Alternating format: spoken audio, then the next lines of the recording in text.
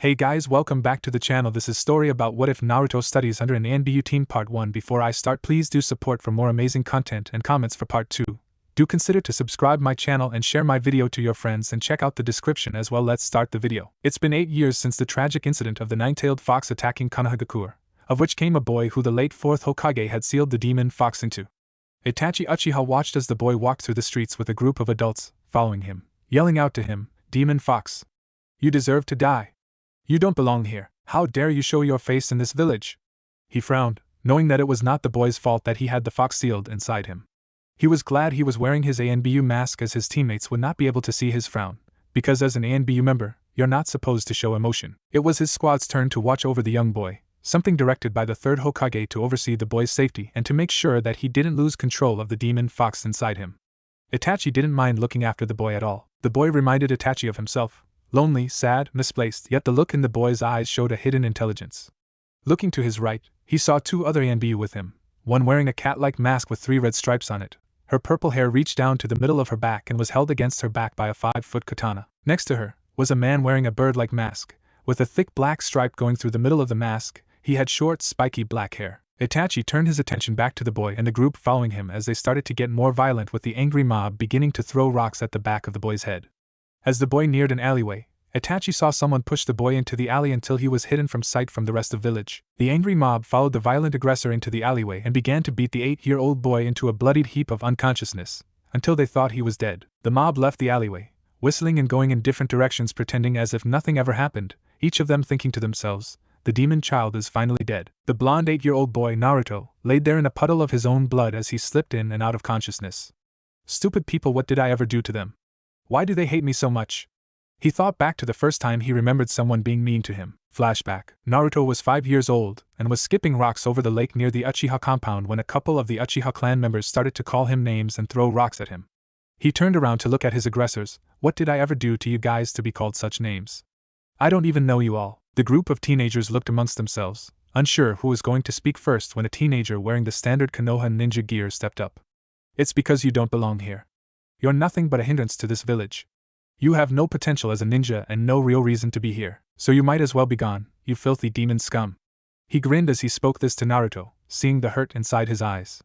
He decided to walk up to the boy and picked him up and walked over the docks and threw him into the water. Naruto started to flail his arms about as he had no idea how to swim at the time. Looking back over to the docks, he saw the group of Uchiha members laughing as they walked away. Slowly, Naruto began to keep his head above the water and swam back towards the bank of the lake, soaked and cold from head to toe. After that, Naruto decided that he would become a great ninja and become the Hokage so that everyone had to respect him and acknowledge him. He began reading books about chakra and jutsus, having to resort to stealing books from the library due to the librarian throwing kunai at him to keep him out. Flashback end. Naruto woke up in a large room that had water covering the floor. "Great, I'm in a sewer or something." He decided to get up and walked around and came to a large jail cell with a tag on the centermost post with the kanji 4 seal on it. He was about to step inside the jail cell when suddenly a giant orange fox slammed its front feet down in front of Naruto and glared at him through the cell. "So, the runt finally decides to show himself. I'm guessing you want my help in healing your wounds again, huh? You really should learn to defend yourself, kid." The demon fox grinned at Naruto, as he had already began to heal his container's wounds, which ranged from broken bones to punctured lungs to severe bleeding. The demon fox had no intention of dying so early, not that he really could die. He was a tailed beast after all and was pure chakra. However, the idea that it would take quite some time before he would come back to the realm of reality was undesirable to him. Naruto looked at the fox incredulously, thinking that he had gone crazy from the beatings. "You're the Kyuubi, aren't you? You're the reason everyone in the village hates me." Naruto looked at the fox, mad and sad at the same time. "You've got it all wrong, kid." The demon fox began, rage running through him as he was being judged by this runt of a human. "I was forced to attack the village. A masked ninja pulled me out of my previous container and controlled me with his ocular prowess. Had it not been for him, I would never have attacked the village in the first place, so how dare you accuse me of such things? You're lucky I'm even here considering how often I have to heal your wounds." Kyuubi slammed his paw on the ground, causing a wave of water to splash over Naruto, which made him frown but made the Kyuubi laugh. Naruto eyed the fox and sat down, crossing his arms, and glared at him. "How do I know you're telling the truth? Everything I've read about you says that you attacked the village out of the blue and killed hundreds of shinobi and villagers. What makes you think I'll believe you?" The Kyuubi, outraged that someone as small as this child was going to question him, the nine-tailed fox, the strongest of all the bijus. The fox looked at the child and growled, "You dare to question me? After keeping you alive for 8 years, you dare to question me? I could have let you die the first time you found yourself shoved into an alley. I could have taken over your body when you were at your weakest and gone on my way. And yet you sit here, in front of me, the nine-tailed fox, and question my statements on an event that you weren't even awake for? How dare you! The QB rages on and reaches out to hit Naruto with a swipe of his claw, but Naruto is just out of reach. Come closer, you little shit, so I can show you who you are dealing with. Naruto just looked at the claws that were swiping away in front of him, frowning, knowing that the QB was right. He had no idea what actually transpired that night.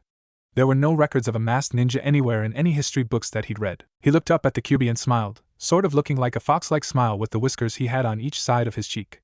You're right, QB-san. I don't know what happened that night. Maybe I should believe you, but why show yourself to me now? After 8 years of torture, why now? The QB looked at the rent before him and brought his clawed paw back behind the barrier. It's not a matter of me showing myself to you, but you escaping into your mind. Right now, while your broken and beaten body is in the real world, you are here in your mind completely unharmed. And I am here as well, locked behind this sealed barrier until a time you can learn to defeat me. And you will defeat me one day, as I refuse to have a weak human as my Jinchuriki. The QB grinned to Naruto, having a hidden meaning behind his words. Naruto looked at the demon fox. And how exactly am I supposed to defeat you? You're a giant fox. One of the tailed beasts. I'm going to help train you. The QB frowned, pausing from his speaking, sensing 3 chakra signatures closing in around Naruto. But we'll get to that later. For now, you need to return to reality. 3 shinobi are coming towards you. Naruto looked at the fox. How do I leave? Just stop thinking about escaping from reality and face it. The QB stated as Naruto nodded and began to leave the sealed mindscape. Naruto opened his eyes to see a cat masked Anbu healing him. He slowly turned his head to see a bird masked Anbu and dog masked Anbu, smiling softly. He smiled softly at the Anbu members, glad they were helping him and not hurting him. Thank you, Nico-san, he said softly. So why are you guys here? He looked at the Anbu members, taking in their different traits and masks.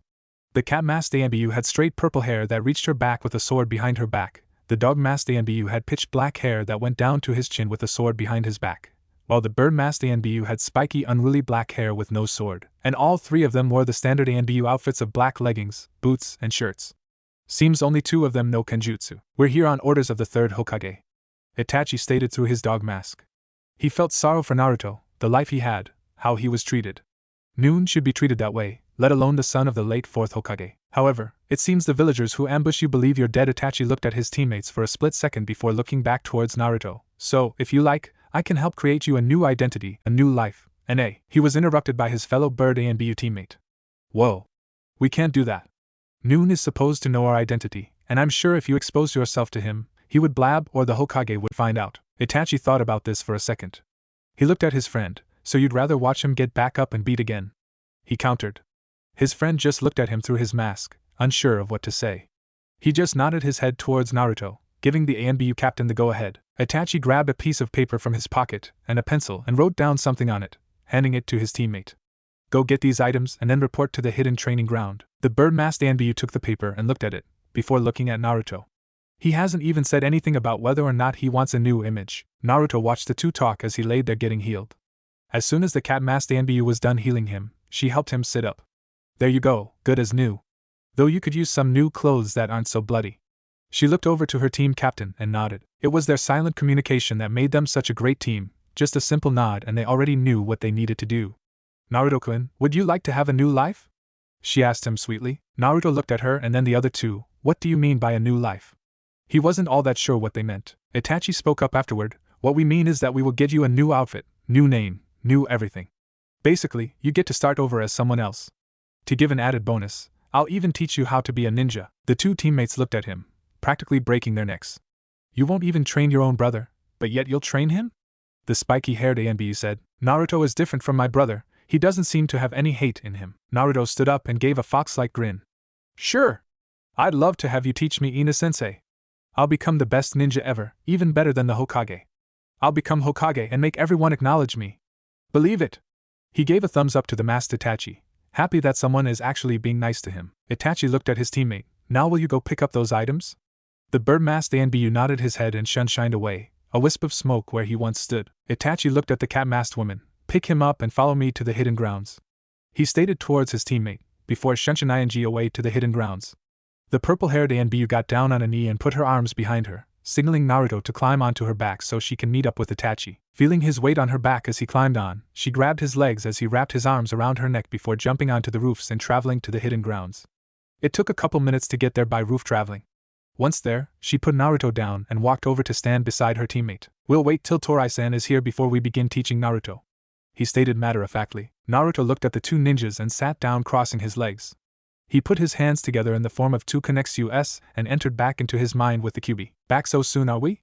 The Ninetales spoke to his container. "I wanted to ask you how you were going to train me if I'm already going to be getting trained by Ina-sensei. A shinobi could have multiple senseis.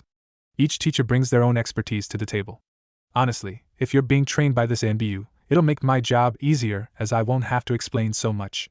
However, I have more battle experience and have lived a lot longer than this puny human has, so I'll be able to help more as well. Don't think for a second though I'm going to be easy on you just because you're a child." The fox grins at Naruto, wondering how much the boy will be able to take of his training. Naruto just looked at the fox, thinking about what the QB just said to him. "QB, why do you want to train me? I refuse to have a weak container. If you intend on being weak, I'll kill you myself," roared the QB, causing Naruto to put his hands up in defense from the wave of winds the QB caused by his roaring. Okay. I get it, strong host, many teachers.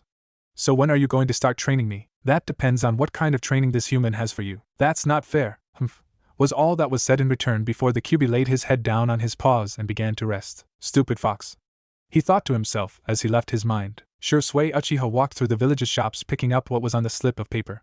Why is he going through all this trouble for that boy? Well, I have to admit, he is really ambitious. Almost as ambitious as me. Maybe he has the same will of fire that I do. He mused to himself, while looking for the final item, a mask. He wandered into the mask shop and was looking around. "Good evening, Anbu. What brings you here? Seems you already have a mask," spoke the young shopkeeper. "I'm looking for a mask for a friend, just a plain one for now until they can decide on one for themselves." He looked around, just looking for a plain non-marked mask. How about this one, completely white?" the shopkeep said as he picked up one of the masks, thinking it unusual that an ANBU would be buying a mask for someone else. He looked up to see the ANBU member nod his head and took it to the register. "That'll be 7,000 ryo," shopkeep said, handing the mask to Shursui. Shursui paid the shopkeep and bowed his head. "Thank you for the mask." He walked out back into the fresh air and put the mask into the pouch he was asked to buy for Naruto.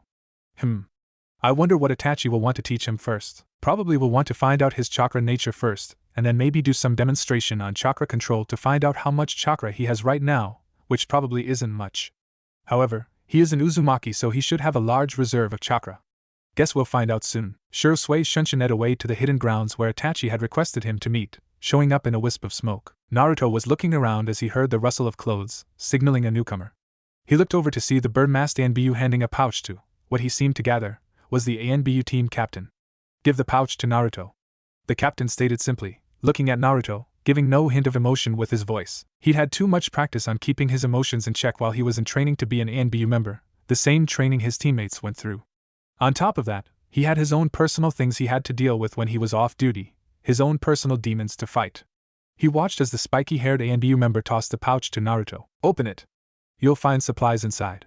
Naruto opened the pouch and dumped it onto the ground in front of him before separating into different piles.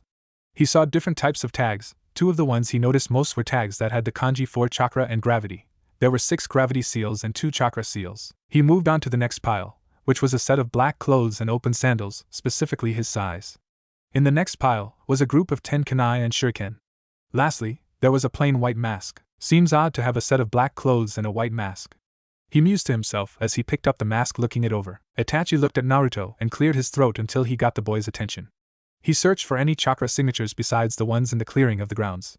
Not sensing any, he removed his mask and looked at Naruto. "My name is Itachi Uchiha, and I will be teaching you the ways of the shinobi. First things first, you do want to be taught, correct?" he asked of Naruto, seeing the boy nod his head. "Excellent. Well, I don't know about these two, but if they wish to train you as well, they can."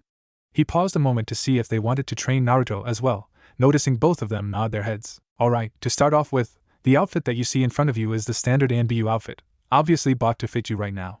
And the mask is to hide your face. You can get a new mask later when you get the Rio for it.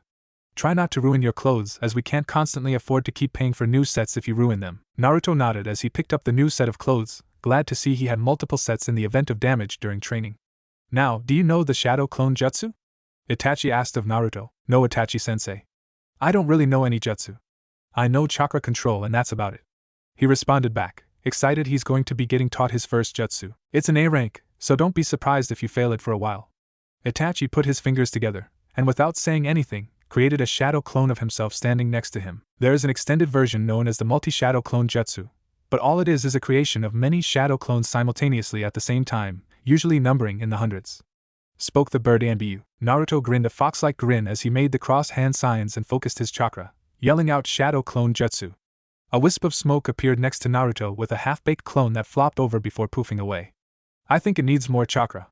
Naruto tried it once again and once again, came to fail with a disappearing clone. I think I got it. He made the seals once more and finally created a standing copy of himself. He snickered and stuck a thumb out. I did it. Believe it. So and now what? He asked, scratching his head. Now, we go off and play a game of rock paper scissors so you can see the benefit of this jutsu. Which that it transfers its knowledge to the original. Itachi's clone and Naruto's clone went off away from where they could be seen and played a game of rock paper scissors, resulting in Itachi's win. After which, the clones poofed away, leading Naruto into the revelation that this will help increase his training. Alright, now that we got that out of the way, we need to find out your chakra nature. He took a piece of paper out of his pouch and handed it to Naruto. What do I do with this?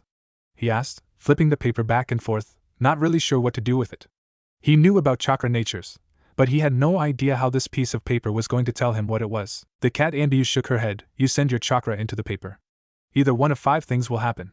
It'll either split, burn, crumble, or become wet, each representing one of the 5 basic elements. For me, I'm a water style user. Itachi-san is a fire style, and Torai-san is also fire style. There's more to chakra nature than just that, but we'll get to that point later down the road. For now, you just need to know which one you're more suited to. Naruto looked at the cat Anbu and did as was advised and sent chakra into the paper. Much to everyone's surprise, the paper split into 5 sections, each section acting the same way as the cat Anbu said it would. One section crumbled away into dirt, one section had a tear in it, one section became soggy and limp, one section caught fire, and the last section crumpled together. Each of the Anbu members looked on in surprise with anime eyes that he had a natural affinity to all 5 elements. Well, this is something unexpected, albeit very interesting. Must be the fox that allows him to have an affinity for each nature considering a bijou is just pure chakra. Itachi thought to himself, unsure how powerful Naruto might become. Well, seems you have a natural affinity for all 5 of the chakra natures, highly rare in a shinobi, Itachi stated, tilting his head slightly to the side. I wonder how vast his chakra levels are. Alright, go change behind those trees over there, and then come back when you're done. He spoke to Naruto. Hi! Naruto exclaimed, giving a smart playful salute with his trademarked fox grin. Naruto picked up a set of clothes and ran off behind the trees and changed into the black outfit. They were a bit form-fitting and they worked well with him. The boots gave added support for kicking and the pants and shirts hugged to him so that they wouldn't interfere with training or running. He folded his old clothes up and walked back out, carrying his clothes with him, setting them down. Alright, I'm changed. When do we begin training? Asked an overly excited Naruto, grinning happily. Soon, Naruto, soon. Next, what we're gonna do is put the gravity seals on you. Itachi stated as he walked over and picked up the 4 gravity seals. The gravity seals are activated by pouring chakra into them and increase the feeling of gravity over you. The more you can withstand of the gravity pulling down on you, the stronger you will get. Another benefit to the gravity seals is that Itachi was cut off by Naruto. Is that when they are not activated, I can move faster and am stronger than when they are activated. Naruto finished up, grinning. Actually, that's right. Itachi stated, hearing both his teammates snicker about him being cut off mid-sentence. Itachi beckoned Naruto over and had him take off the shirt so he could put the gravity seals on each shoulder, before moving on to putting seals on his wrists and ankles. After Naruto put his shirt back on, he looked around and shrugged his shoulders. I don't feel any different, he stated dumbly. The bird and cat Anbu shook their heads sadly. Before the bird Anbu spoke up, you need to push chakra into them. The seals are set up so that once chakra is poured into them, they stay at that level. So don't overdo it. As he finished, Naruto nodded and began to mold chakra into the seals and began feeling himself get pulled down more toward the earth. Finding it increasingly difficult to stay standing, only put enough chakra into the seals until it starts to feel hard to stand. Once you can stand up easily under that gravity, then we'll continue. Itachi stated as he walked a bit away so that he and his teammates could talk amongst themselves about Naruto and what they just witnessed, without Naruto overhearing them. He has all 5 of the elemental natures. Who knows what sort of Kekkai Genkai he can create? Said Shursui as he ate his rice ball. I mean, not even the first Hokage had all 5 elements, he stated, thinking back on the legend of the first Hokage. I have never even heard of anyone having an affinity to all 5 elements besides Rikudo Sennin, and even that is only a myth at best. He continued eating his rice ball, looking over at Itachi, wondering what he was thinking. That is true, Shursui-san. However, Naruto is a Jinchuriki. We don't know the full powers of the Kyuubi, let alone any bijou. The most we know is that a bijou is pure chakra. With the seal that was put on Naruto by the late 4th Hokage, it's possible that the chakra from the Kyuubi twisted itself with his own chakra, thus giving Naruto an affinity for all 5 chakra natures. Itachi stated, thinking more towards himself while speaking aloud. At best, that is what I would be able to conclude to. He looked over towards Yugao before looking at Shursui. That makes me wonder about the training you want to give him, Itachi-kun. I mean, even through the 3 of us, we would not be able to teach him any earth, wind, or lightning ninjutsu. Yugao spoke, worried that them training him might only hinder his growth as a ninja, unless he tries to learn the jutsu on his own, which could be potentially dangerous if he's not supervised when he attempts it or unless he studies under other teachers. She looked down at her apple, using a kunai to cut off pieces of it before eating it. As for Kekkai Genkai, he'd have a hard time doing one, let alone multiple kinds. She looked up at Itachi. So, I am rather curious. What are we going to train him in and how long are we going to train him for? She looked back at Naruto, who was still having trouble standing on his legs for a good amount of time. Occasionally he would stand on wobbly legs, which would then give out from under him. Itachi looked at Yugao for a minute, pondering her concerns for a moment before putting them to the back of his mind. We're going to train him in kenjutsu, taijutsu, ninjutsu, fuinjutsu and sensory skills. We'll also spend some dabbling in genjutsu. But I don't think he has a knack for it, so we'll just teach him how to get out of even the most advanced forms of genjutsu. Itachi pulled out a scroll from his pouch, noting it was a scroll of beginner fuinjutsu. Yugao-kun, you will teach him kenjutsu, water-style ninjutsu and sensory skills. Shursui-san, you will teach him fire-style ninjutsu and taijutsu. And I'm going to teach him fuinjutsu and how to break out of genjutsu, he stated, before looking up at his teammates, putting his scroll back. Why him? Shursui asked of Itachi. I see something in him that I haven't seen since the 4th Hokage. Itachi answered, putting a silent halt to any more questions. He finished his rice balls and looked over to Naruto to see if he was faring any better than when he first started. He watched as Naruto slowly began to hold his weight even due to the increased gravity. Itachi smiled inwardly, not letting it show on his face, refusing to let his emotions show. Naruto finally was able to stand under the increased gravity. I think I put too much chakra into the seals. This was a lot harder than I thought it would be. Note to self, increase the gravity seals slowly. He snickered to himself at his overconfidence. He looked up to see his 3 teachers looking at him, curious at the spiky-haired man and the purple-haired woman. He had no idea who they were. I have a question that's been bugging me, Itachi-sensei. He spoke up as he began to slowly walk towards the group, trying to get used to walking with increased gravity. What is it, Naruto? Itachi spoke as he watched Naruto begin to walk towards him. So he finally has been able to stand. Interesting. Why were you guys watching over me and why didn't you stop the villagers from beating me up? Naruto asked, frowning, starting to think that they only helped him because it was convenient for them. The 3 Anbu looked at one another before Itachi decided to speak up. We were told to only watch after you, to make sure you weren't killed or anything. Not only that, but as members of the village, it's illegal to attack our own villagers even if what they are doing is wrong. Doing such an act could lead to our own execution as an act of treason. I apologize that the villagers did beat you in the alleyway and that we did nothing to stop it, but I do hope you forgive us and understand that our hands were tied with our own lives within the village rules. He looked at Naruto, hoping that he could find it in his heart to forgive the 3 of them. He looked over to Yugao and Shursui, noticing that they both had their heads down, looking at the ground in shame. I forgive you. I forgive everyone who has ever beaten me up too. If I can't forgive them, then how could I ever be Hokage? Only someone who cares about his village and villagers can ever become Hokage, right? He stated with a grin before walking up to Itachi and giving him a hug. Besides, you're my sensei, right? So there will always be a reason for why you do the things you do. I'm just glad to have friends besides Aji-san. Itachi reached down and patted Naruto's back, smiling a small smile as he reminded him of his brother when he hugged him. So when do we get to training Itachi-sensei and who are these other 2? He asked curiously, letting go of Itachi. We start tomorrow. Today we are only doing introductions and learning who is teaching you what and give you a list of directions to follow. Itachi pointed out, looking at Naruto. I will be teaching you fuinjutsu and genjutsu. Though you don't seem to have the knack to perform genjutsu, I will be teaching you how to get out of it, even the more advanced forms of genjutsu. I am Shursui Uchiha of the Uchiha clan. I will be teaching you in fire-style ninjutsu and taijutsu. It will be grueling and hard work, however, you will not be able to use your clones doing taijutsu, so you'll probably have to stay with me when we work on your taijutsu. As for ninjutsu, since you have an affinity for fire, I will be teaching you fire ninjutsu. The spiky-haired shinobi stated, bowing his head to Naruto, before receiving a hug from him as well and a thanks of appreciation before stepping back. My name is Yugao Yuzuki. I will be training you kenjutsu, which is the art of sword fighting, water-style ninjutsu, and sensory skills. Yugao spoke, before being cut off by Naruto. What are sensory skills for, and why do I need them, Yugao-sensei? Naruto asked, crossing his arms. If you hadn't interrupted me, I would have told you, she replied, getting a slight tick in her forehead before regaining her naturally calm composure. Sensory skills allow you to pick up on enemy ninja, how many there are, and where they are located. If you're particularly skilled at it, you can even tell how dangerous your enemies might be based off chakra levels alone. Without any sensory skills, your days as a shinobi would be quite limited as you would get ambushed and killed quickly. That is why you need them, she stated, smiling at him. Okay, Naruto replied before giving the purple-haired kunoichi a hug as well, before letting her go. Thank you Itachi-sensei, Shursui-sensei, and Yugao-sensei for taking the time to teach and train me to be a shinobi. I promise to make you proud and I never go back on my word. He gave a thumbs up and a fox grin. Hiruzen Sarutobi, the third Hokage, was at his desk looking over his never-ending paperwork. Blast this paperwork, it never seems to end. Blast, he thought, wondering how the village council would react if he just burned all the paperwork he had to do to a crisp, only to shake his head. That wouldn't help. It might only ruin things with other nations because who knows what other paperwork I have in here. I wonder how Naruto is doing. I should pay him a visit today, it's been relatively quiet. I hope he isn't giving the Anbu team a hard time. He got out of his chair and walked towards the window, smoking on his pipe as he overlooked the village. Nothing beats a good pipe and a good view, he stated before seeing the two water towers had writing over it. Stupid Aji-san, I'm coming for your hat. He shook his head, laughing softly. You've a long way to go before you get my hat, Naruto-kun. A long, long way to go, he stated, before turning around to continue working on the never-ending pile of paperwork.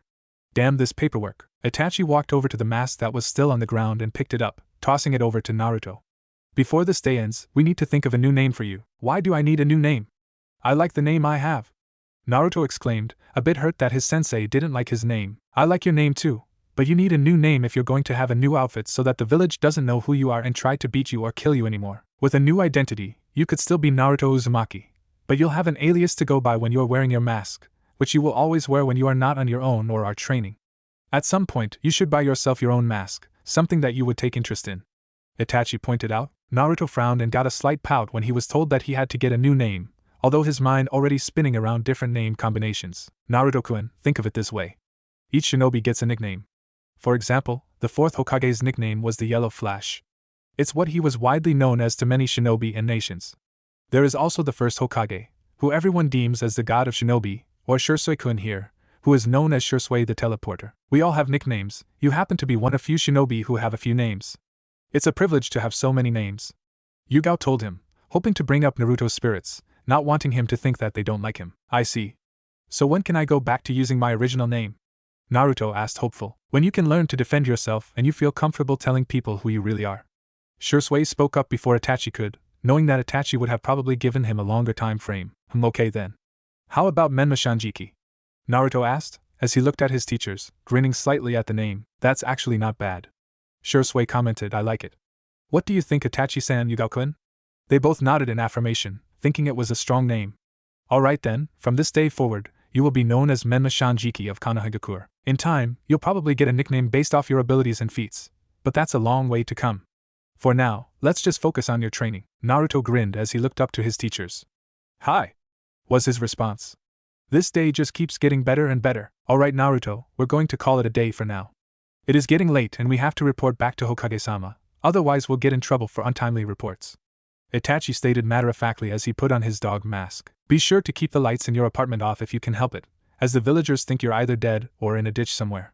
If you have to go out, wear the mask and go by the name of Menma. Also, if you just head due south, you'll find your way back to your apartment. Report back here at 10 a.m. tomorrow and don't be late, Itachi stated before disappearing in a swirl of leaves. See you soon, Naruto. Be prepared for some rough training, Shursui stated before donning his bird mask. And though Itachi didn't state it, start trying to save up money so you can rent a new apartment, and your own gear if you can. Shursui disappeared with nothing more than a wisp of smoke. Just be careful, Naruto-kun. Try not to get caught without your mask on, Yugao said as she put on her cat mask. Oh, and one more thing. If you see us in the village wearing our masks, you are not to speak to us using our names. You must call us by the masks we wear. Anbu aren't to have their names revealed at any point in time. Do you understand? Yugao asked, giving him a firm look behind her mask. I understand, Nico-sensei, he responded, grinning. I'll see you tomorrow. She nodded and, like Itachi, disappeared in a swirl of leaves. Hiruzen is sitting in his office waiting for his final Anbu team to report in. Not surprising, it's the team he assigned to watch over Naruto. He looks up from his paperwork to see the final team appearing in their own personal fashions. So, how is he doing? He asked solemnly, knowing that most ANBU teams didn't like looking after him with the exception of this team. He is doing fine. He had gotten a little beat up, but other than that he's doing great. The dog-masked ANBU stated. That's great news, I'm glad to hear it. Is he at home right now or is he still causing trouble in the village with his pranks? Hiruzen asked, wanting to pay the child a visit. He's currently wandering the village and heading home. The team captain spoke again, not mentioning the newest chain of events, or that he might not recognize the child if he went searching for him. Excellent. You are dismissed, head home for the day. Report back here tomorrow at 8 a.m. Hiruzen waved his hand, dismissing the ANBU team in front of him before going back to his work. The ANBU left in their own personal fashions, never once surprising the Hokage with how they left. Itachi stood atop the Hokage tower with his teammates. Torai-san, I need you to follow me, there are some things we need to look into regarding our clan. I'll explain more in detail later. I was going to say the same to you, Inu-san. You going home, Nico-kun? Shursui asked, still wearing his mask. No, I figured I'd watch over the child before heading home. Make sure he got home safely. She replied, looking over the village and looking towards the setting sun. I can't wait to see the moon. It's always a pleasant sight. All right, Nico-kun. See you tomorrow. Spoke their team captain, before both the Uchiha ANBU jumped off the roof of the tower and started running along other rooftops to the Uchiha compound. Yuga watched them run off before jumping onto the nearest roof and started running towards where she sensed Naruto was at. You make it too easy to find you, Naruto. Perhaps once you start learning more about chakra control it'll be hard to find you. She mused to herself, as she jumped one more roof, spotting Naruto in front of the mask shop. Memna, Naruto's newest alias, walked through the village streets looking in different shops, smiling that the few people who saw him gave him an acknowledging nod instead of yelling at him and throwing things at him. He put his hands into his pants pockets, keeping his head high. So kid, seems your new teachers have a decent grasp on what to teach you. The demon fox spoke through Naruto's mind, catching the child by surprise. You can talk to me without me being inside my mind? Of course I can talk to you, I am a part of you. Don't write me off as something you don't need to deal with. I will not be ignored by a human as unworthy as yourself. Unworthy, huh? Last I checked, you were the one locked inside of me, and last I checked, it was because of me that you haven't died yet, brat. Do not mistake my assistance with your healing for kindness. I only heal you because I do not want to die, for if you die, I die until I can manifest enough chakra to take form once again. The QB spat out, growling at the gall that this child had, to speak to a demon like him, the nine-tailed fox. I swear, kid, if it wasn't for this cage I'd squash you like a bug. The fox thought to itself, and I thank you deeply, though I had no idea it was you who has kept me alive this long until today. But I still thank you. He spoke to the fox before stopping in front of the mask store, noticing all the different animal masks that were there. You should get a black fox mask, it would match your outfit and also iconize me. True, but why would I want to iconize you? I don't even know you. Insolence. How dare you talk back to me? You owe your life to me. Speak to me like that again, and I will not teach you a damn thing, understand me, kid? Roared the demon, giving silent praise to the kid that he is willing to stand up and poke at a tailed beast as powerful as him. I understand, QB. So a black fox mask, huh? I don't see them selling anything black, most of the masks are white, so then ask them if they make special masks upon request. Are all humans this stupid? The fox mumbled, wondering how the puny humans ever got anything special that they wanted. Fine, I'll ask. QB responded in his atypical manner of ending a conversation. Naruto was about to step inside the shop when he heard a voice behind him say, What are you looking for, Minma? He grinned, knowing that only a few people knew his new name. I'm going to look to see if they have any special masks I could buy or ask how much it would be as I don't really like the white one with the black outfit I'm wearing. He responded, not turning around, knowing it was Nico-sensei. He kept his hands in his pockets as he walked into the store, half expecting the shop owner to recognize him by his blonde unruly hair that still was visible even with his mask on. After a few minutes of looking around and not getting yelled at, he walked on with a bit more confidence, his sensei still walking behind him quietly. It's getting pretty late, you two. Is there anything I can help you find in particular? The shop owner asked, noting the time was almost around 8 p.m., and he needed to get home to his family. I'm just looking for a black mask with fox whiskers. Naruto answered, looking at the man smiling, though the smile being hidden by his mask. I'm sorry, son, but we don't have any black fox masks. I could put one in as a special ordered mask, it would cost you a bit more. When would you want it? Whenever you're not too busy, I'm sure you have many special requests.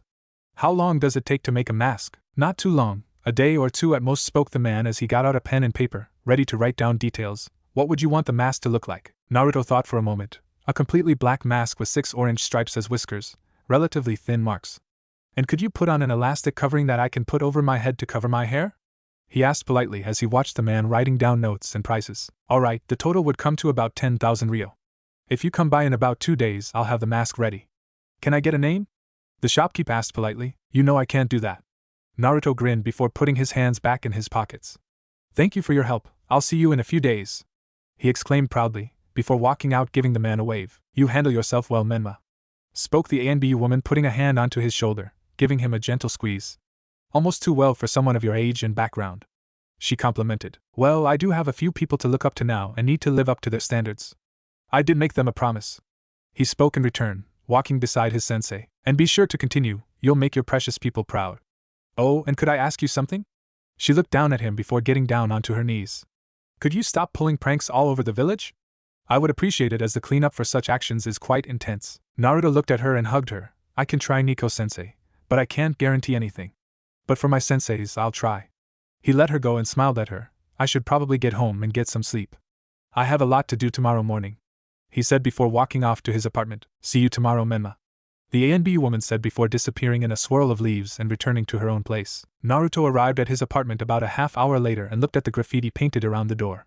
Demon child, leave the village, you don't belong here, you're not wanted here. Many things were painted around the doorway, which always made Naruto think to himself why the village hated him so much, but after today, he knew why. In his body, he held the nine-tailed fox, the bane of Konohagakure. He opened the door and walked inside, closing it only to reveal a dirty and bare apartment. His couch had rips and tears in it, as if he had gotten it from off the streets. Ironically, he did. He had a table and 2 chairs in the middle of the room. He would only have one, but sometimes Aji-san would stop by and visit with him when he wasn't busy dealing with paperwork. In the far corner of the room, which was away from the window, was his bed with his dresser across from it. It wasn't that extravagant of a home, but it was his home. He had pictures of all the Hokage on his ceiling that he stared at on many a lonely night, contemplating how life would be like if he was a Hokage. I'll get there soon. I only need to get people to acknowledge me, he thought to himself. He walked over to his dresser and put in the new black clothes that Shursui had gotten him, putting his older clothes in the drawer beneath it. He took off his mask and set it on top of the dresser. He walked over to the cabinets and took out a ramen cup and heated it up with water before eating it, and heading over to his bed, laying down and staring up at the pictures on his ceiling, focusing more on the 4th Hokage than the rest. I'll be stronger than all of you combined. I promise, he thought to himself before falling asleep. Naruto woke up the next morning at 8 a.m. and grabbed a bowl of cereal to eat before heading out towards the training grounds. He grabbed his mask and put it on and looked up at the pictures, smiling before opening the door and leaving. He started walking towards the grounds that he was told to meet them at, taking in the quiet time of the early morning. Not too many people are out right now. It's rather nice and quiet, I like it. It's better than the alternative, that's for sure. Naruto kept walking, his hands in his pockets, stopping by a small lake to gaze into the water beneath, slowly losing himself to the calmness of the water. He finally tore himself out of his stupor when he started hearing the village become a little active, so he started walking again. By the time he arrived at the grounds, it was about 9 a.m. and he saw Yugao was already there. Must be off duty since she's not wearing her mask right now.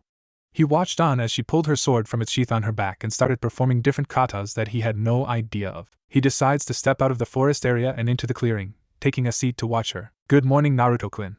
I hope you're in for a rough day of training. Yugao spoke as she moved on to the next kata, never breaking form. She had been practicing her kenjutsu for years every day in the morning just to be sure she never lost touch of it. Sure, there hadn't been any real major wars in a while, short of the small battles she had been a part of on the borders, but that didn't give her an excuse to not practice. She stopped her final kata and closed her eyes, reaching out with her chakra, sensing Itachi and Shursui were almost there. She smiled and sheathed her sword and turned around to Naruto at the same time that Itachi and Shursui landed beside her. Good morning, Naruto, Itachi stated, showing a slightly invisible smile. We're going to start your training today, as I'm guessing you have finally gotten used to the gravity seals by now. So, I want you to create roughly 140 shadow clones if you can. If you can make more, that's fine too. Naruto looked curiously at Itachi. Why do I need to make so many clones, and how exactly is that going to help with training? He asked. Itachi sighed and closed his eyes for a second before opening them and looking at Naruto. We went over this yesterday, but I'll explain again. The shadow clones are capable of storing memories, so what one clone learns is transferred to you upon them dispersing.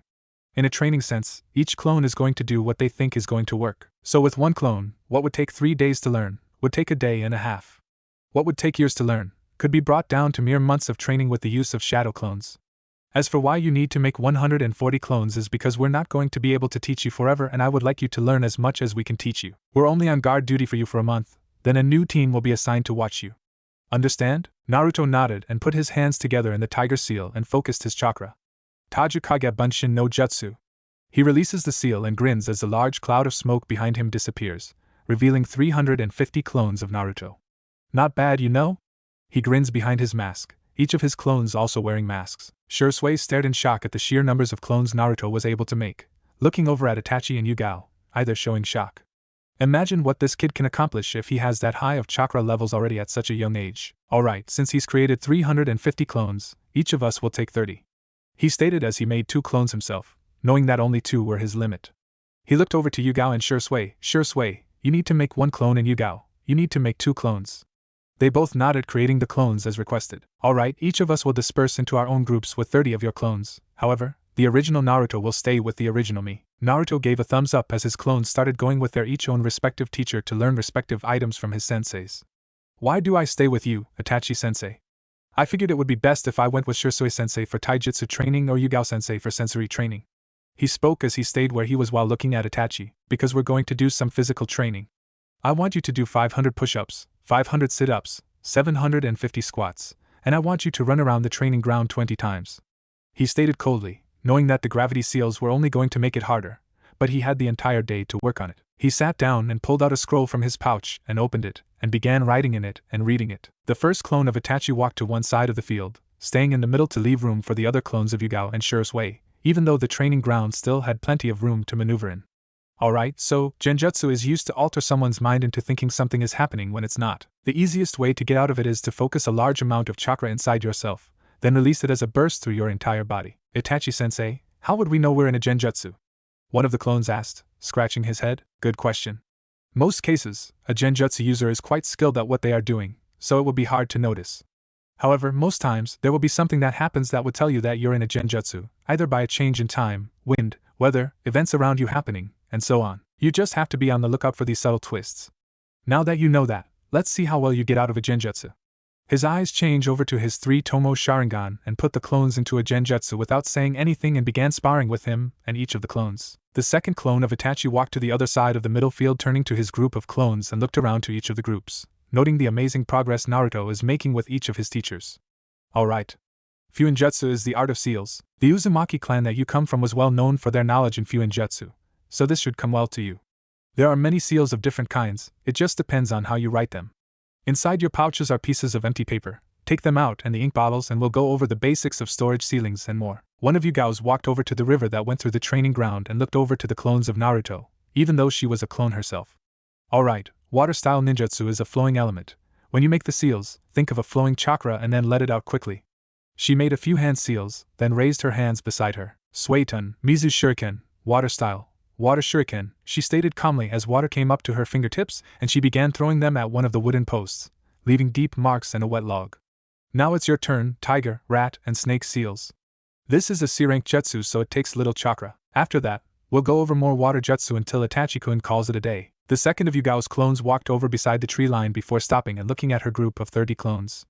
Alright, sensory skills are crucial but takes very little chakra unless you're wanting to focus over large ranges. On top of that, you can sense the chakra levels of other ninja and how many there are if you become skilled enough. There are many ways to sense others' chakra, but I only know of my own way, that being I send my chakra out like a web network through the ground. Yugao sat down and waved her hand as an order to make the other clones sit down as well. How do we send out our chakra like that? Seems difficult really. One of the clones stated casually. It is at first, but once you learn how to do it, it's rather quite simple. She stated. For me, I close my eyes and just focus on just letting my chakra flow through me, into the ground, and then out. Just try it, and I'm sure you'll get the hang of it in no time flat. The original Yugao walked to the other side of where her clone was teaching Naruto how to use sensory skills. She turned around to look at her clones and rubbed the bridge of her nose, before putting her hands on her hips and looking at the sky. How am I going to teach you kenjutsu unless you have a sword or something usable as a sword, she threw to herself. Remind me to buy you a sword, that way your clones will have one as well. Alright, well, I'm supposed to teach you kenjutsu, or the art of sword fighting. However, since you don't have swords, use a kunai instead, but hold it as you would a sword. She watched as all the clones pulled out a kunai and held it the way they saw her hold hers when she was doing her katas. Alright, we're going to start out with the simplest of katas, being the snake kata. She moved fluidly from one slow slash to the next, each one after that being just as fluid. Alright, now that you have seen how to do it, let's work on it all together. Shursui walked to the opposite side of the field that Yugao was at. Alright, I'm going to teach you fire ninjutsu. We'll start with basic ninjutsu and go up to more advanced ninjutsu. He did a few seals, while stating calmly Katan, Gokaki no Jutsu, fire style, great fireball jutsu. When doing fire jutsu, think of the chakra burning in your chest and then just spitting out an inferno of chakra. This fireball jutsu is a C-rank jutsu, so it takes considerable chakra to control. The seals are snake, ram, monkey, boar, horse, tiger. Once you learn this, we'll go over more fire jutsu, he stated, watching on as the Naruto clones began attempting to perform the jutsu he just showed. The clone of Shursui looked at the clones of Naruto and grinned. This should be interesting. Clones against clones. Alright, taijutsu is usually close combat and person to person. So you need to be fast and strong. Now let's get started, he stated as he started charging at the clones, watching them duck and dodge and trying to land hits on him. He wasn't going to hit any of them as he didn't want any of them to disappear. However, he didn't want to go easy on him or himself either, so he began using kunai and shuriken to add into the taijutsu training. Hiruzen gazed out the windows, leaning back in his chair, enjoying seeing the people start to blunder about the village. He was trying to figure out which team, or even who were going to watch over Naruto in 3 weeks when Itachi and his team are given new assignments. Maybe Anko could watch over him, or maybe just Yugao. She's always been a soft-hearted girl. He looked over to the calendar, the 11th of October, no wonder there was a lot of commotion yesterday. I should stop by to see Naruto, and see how he's doing. Maybe give him some extra money this month for Ichiraku. Hiruzen stood up and walked over and picked up the box that was always filled with Naruto's monthly allotments, which was set up at the time of Minato's and Kushina's deaths, who were vastly wealthy considering their skills and how often they went on missions before Minato became the 4th Hokage. He left the Hokage tower and began walking towards Naruto's apartment, nodding and smiling at the villagers as they greeted him in turn. He arrived at Naruto's apartment a few minutes later and knocked but received no answer. Hiruzen frowned. Naruto always answers his door.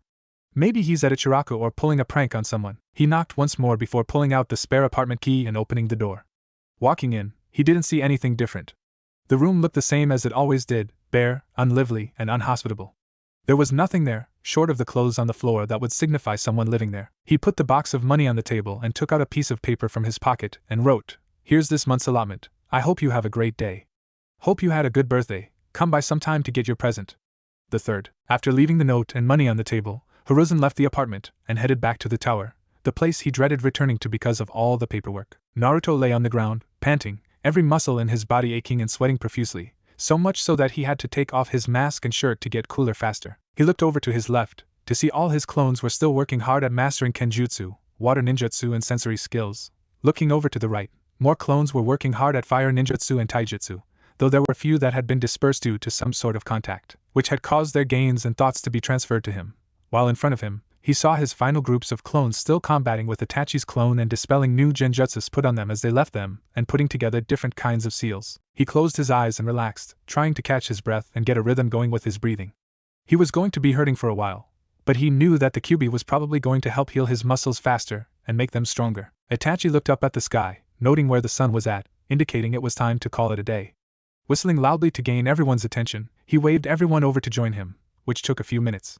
"Alright, everyone can disperse their clones, including you, Naruto." He made the tiger seal and dispersed his clones as everyone else did the same. Naruto sat up and grinned as he dispersed his clones as all their knowledge, memories, skill learning, and thoughts came flooding into his own mind, while he quickly put it all together. "Wow, you guys really covered a lot today," he grinned, talking to his senseis. "If I keep learning like this, I'll be stronger than the 4th Hokage in no time." He gave a thumbs up and his patented fox-like grin. He grabbed his shirt and put it back on, no longer too hot, and put his mask back on too, which, looking at his mask, reminded him that it would be another day before the shopkeep had his fox mask ready. "So, what time do I show up tomorrow?" he asked enthusiastically. Yugao looked at Naruto before looking at Itachi. "Show up at the same time you did today, and please start eating healthy foods, whole wheats and grains. Ramen is nice, but don't let it be your meals every day," she stated, smiling at him before putting her cat mask on. Itachi looked at Yugao and nodded in agreement with her. Nico has a point. Eating ramen all the way will actually stunt your growth as a shinobi, and Konohagakure does not need weak shinobi, he stated, putting on his dog mask, watching Shursui put on his bird mask. "Torai-san, we need to speak to the Hokage privately about some clan matters, get his opinion and directions."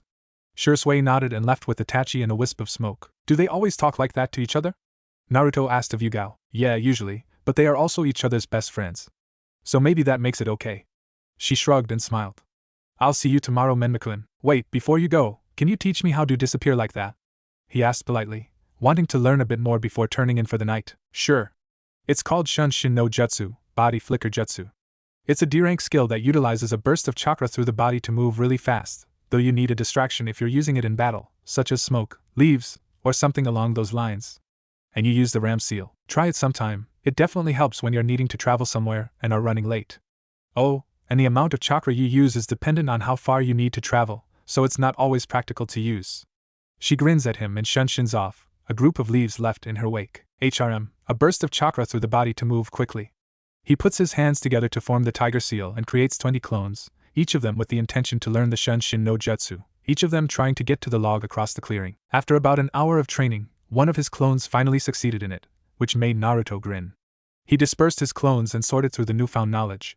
Hee, now I can prank even more people and get away easily. He Shunshined back to his apartment and opened the door, seeing a box and a note on the table. He opened the box and smiled, seeing the monthly allotment that he always got, and put the money into his frog pouch, which was soon to become a storage seal. He picked up the note and smiled at the Hokage's writing. Sure, he wasn't all that fond of his birthday, but he was glad that someone had remembered it and that they were giving him a gift. He decided he would take a shower before showing up at the Hokage Tower. The Anbu team assigned to Naruto showed up in front of him. Report. He spoke to the team captain. Naruto is doing fine and well. Noon tried to beat him today. The smooth, black-haired dog Anbu spoke. Excellent, you may leave.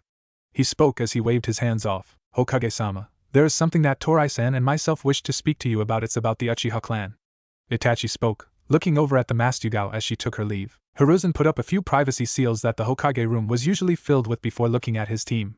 Proceed. Naruto put on a new pair of clothes, tossing the dirty pair into the small washer of his apartment, waiting until he had a few more pairs of clothes to start it.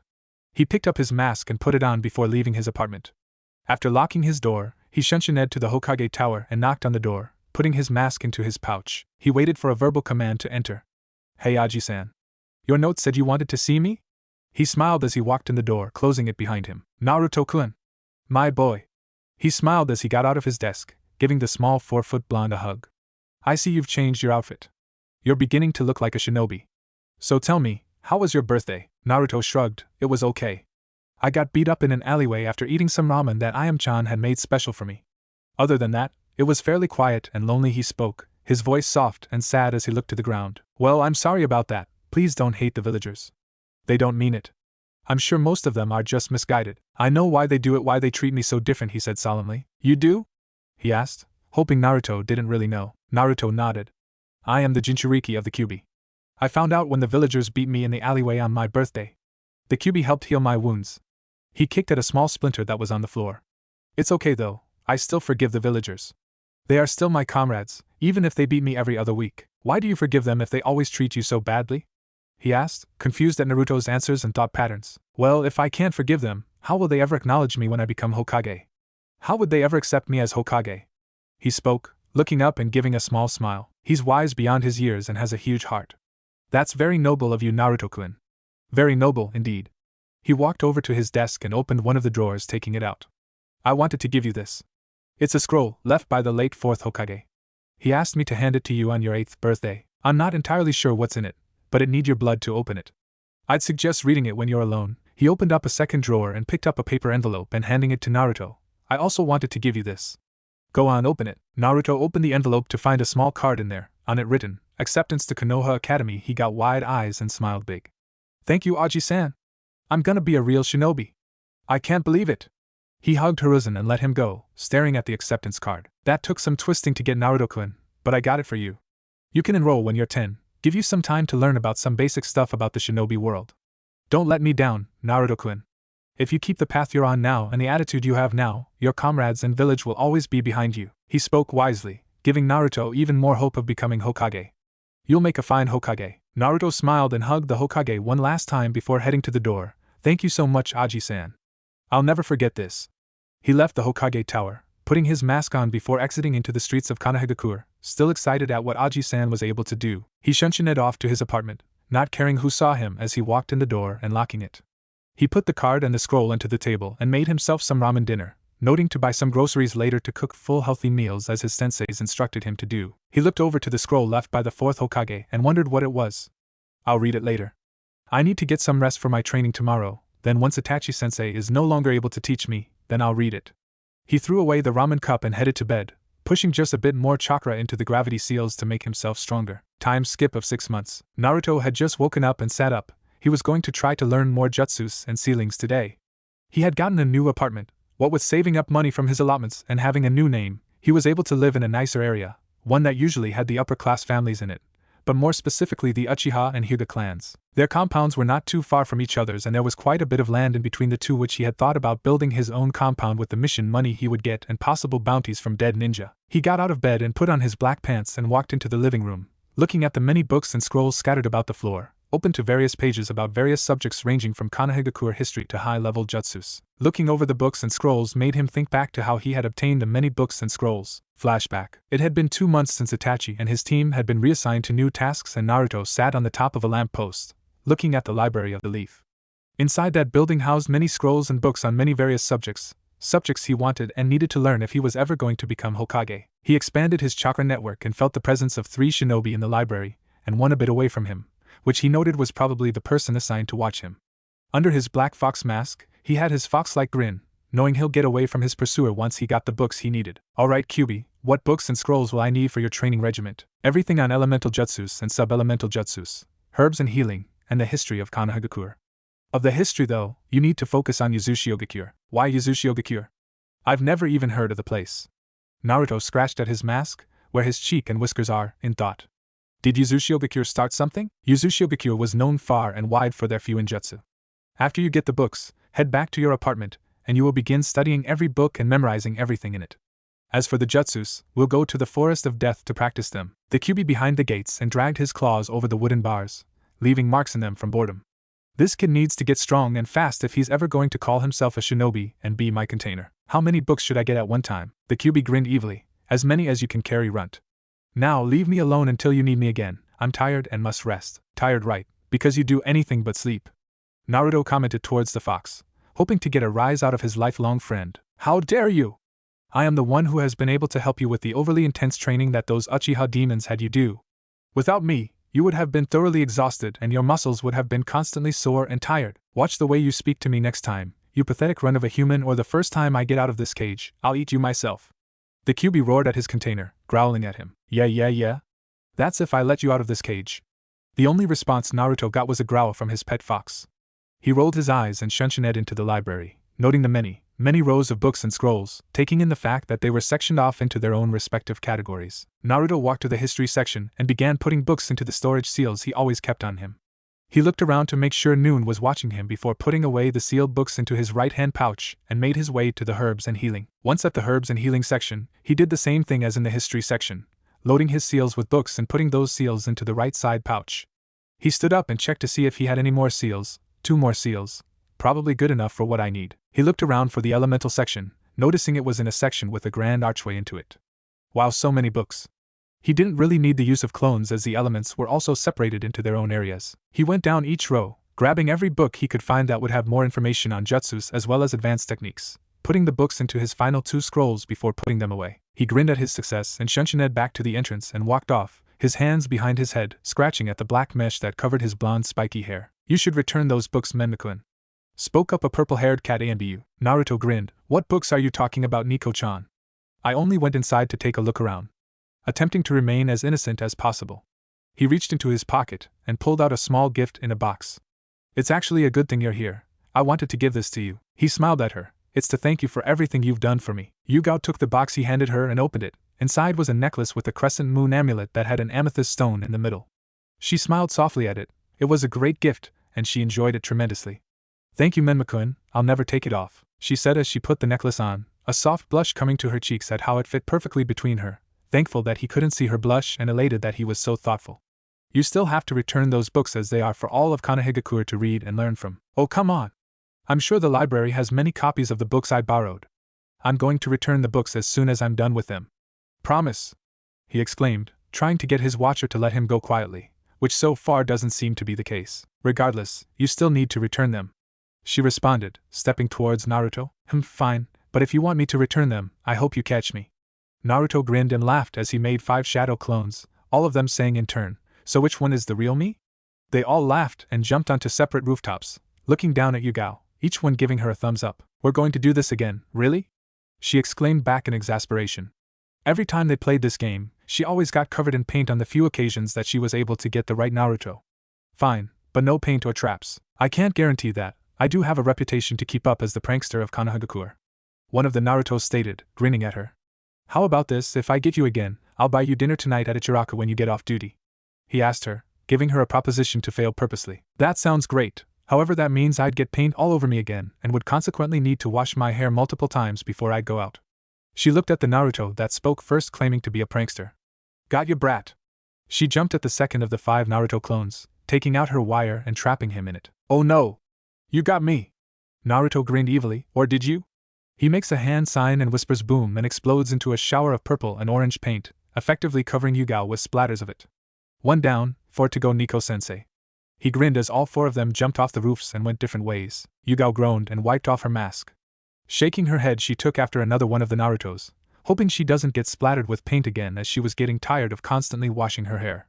Though on the bright side, her hair has never been softer and smoother, to which she did thank Naruto. Flashback end. Naruto felt bad about covering her with paint all the time, but he needed this knowledge so he could perform new jutsus. He created 10 clones, leaving each of them to study more of the books, as there were still plenty more that have not been read yet. He got his shirt and mask on and looked at his nightstand. On the nightstand was the letter left for him from the 4th Hokage, which still had yet to be read. I should probably read that at some point, maybe today. I'll have my clones do training and I'll read that. He nodded to himself and left the apartment, shunshin ing off to the training grounds that he used when his teachers were training him. Taji Kage Bunshin no Jutsu, multi-shadow clone jutsu, all in a poof of smoke to cover half the field, was 600 Naruto clones. Naruto then divided his clones into 30 groups of 20 clones, working on various jutsus and skills and also working to create sub-elemental jutsus, which he was going to try to find more information on later. He shunshined away and back to the apartment, and went to his bedroom. He looked over to the scroll, before walking over and grabbing it, going to his bed and sitting down. It looked like a normal scroll with his name on the front of it. Hey Kyubi, what do you know of the 4th Hokage? Naruto asked of his tenant, knowing that he was defeated by the 4th Hokage from the history books that his clones have read. That guy, he growls. Why should I tell you anything about him? Because I asked you, fluffy ball of fur. Why are you always so difficult to talk to? Because you humans deserve no help from us tailed beasts. All of you are the same. The Kyubi countered, his head still resting on his paws inside his cage in Naruto's mind. That doesn't mean you can't answer a simple question. Fine, but if I do, you have to do something for me. What do you want, Kyubi? Naruto asked, getting more irritated that he was having this argument with his tenant. Change the scenery in your mind for me so I have room to move around for starters. The Kyubi grinned, his claws scraping the watered floor. In order for me to do that, I'd have to alter the seal that you're contained in. Exactly. I don't know enough about the seal that's used to contain you to alter it enough to keep you contained. That's why I told you to learn about Yuzushiogakyu, you damn brat. He growled at his jailer, his claws clicking over the floor. How about, when I do learn how to alter the seal, I change it then? Afraid you wouldn't be able to control me otherwise? Is it because you're too weak to fight me? I'm only 8.5. Give me a chance for a ball. Until you think you can defeat me, don't request information from me unless it benefits you getting stronger. The Kyubi growled at his jailer. Fine, one of these days though, you're not going to hate humans as much as you do. That's what they all say, but none of them do anything different. Well, I will. I promise. Believe it. Humph. Naruto shook his head before looking at the scroll again, untying it and rolling the beginning part of it open. Dear Naruto, if you're reading this scroll, it means that I'm dead and that the 3rd Hokage has deemed you mature enough to know this information. First off, let me tell you who I am.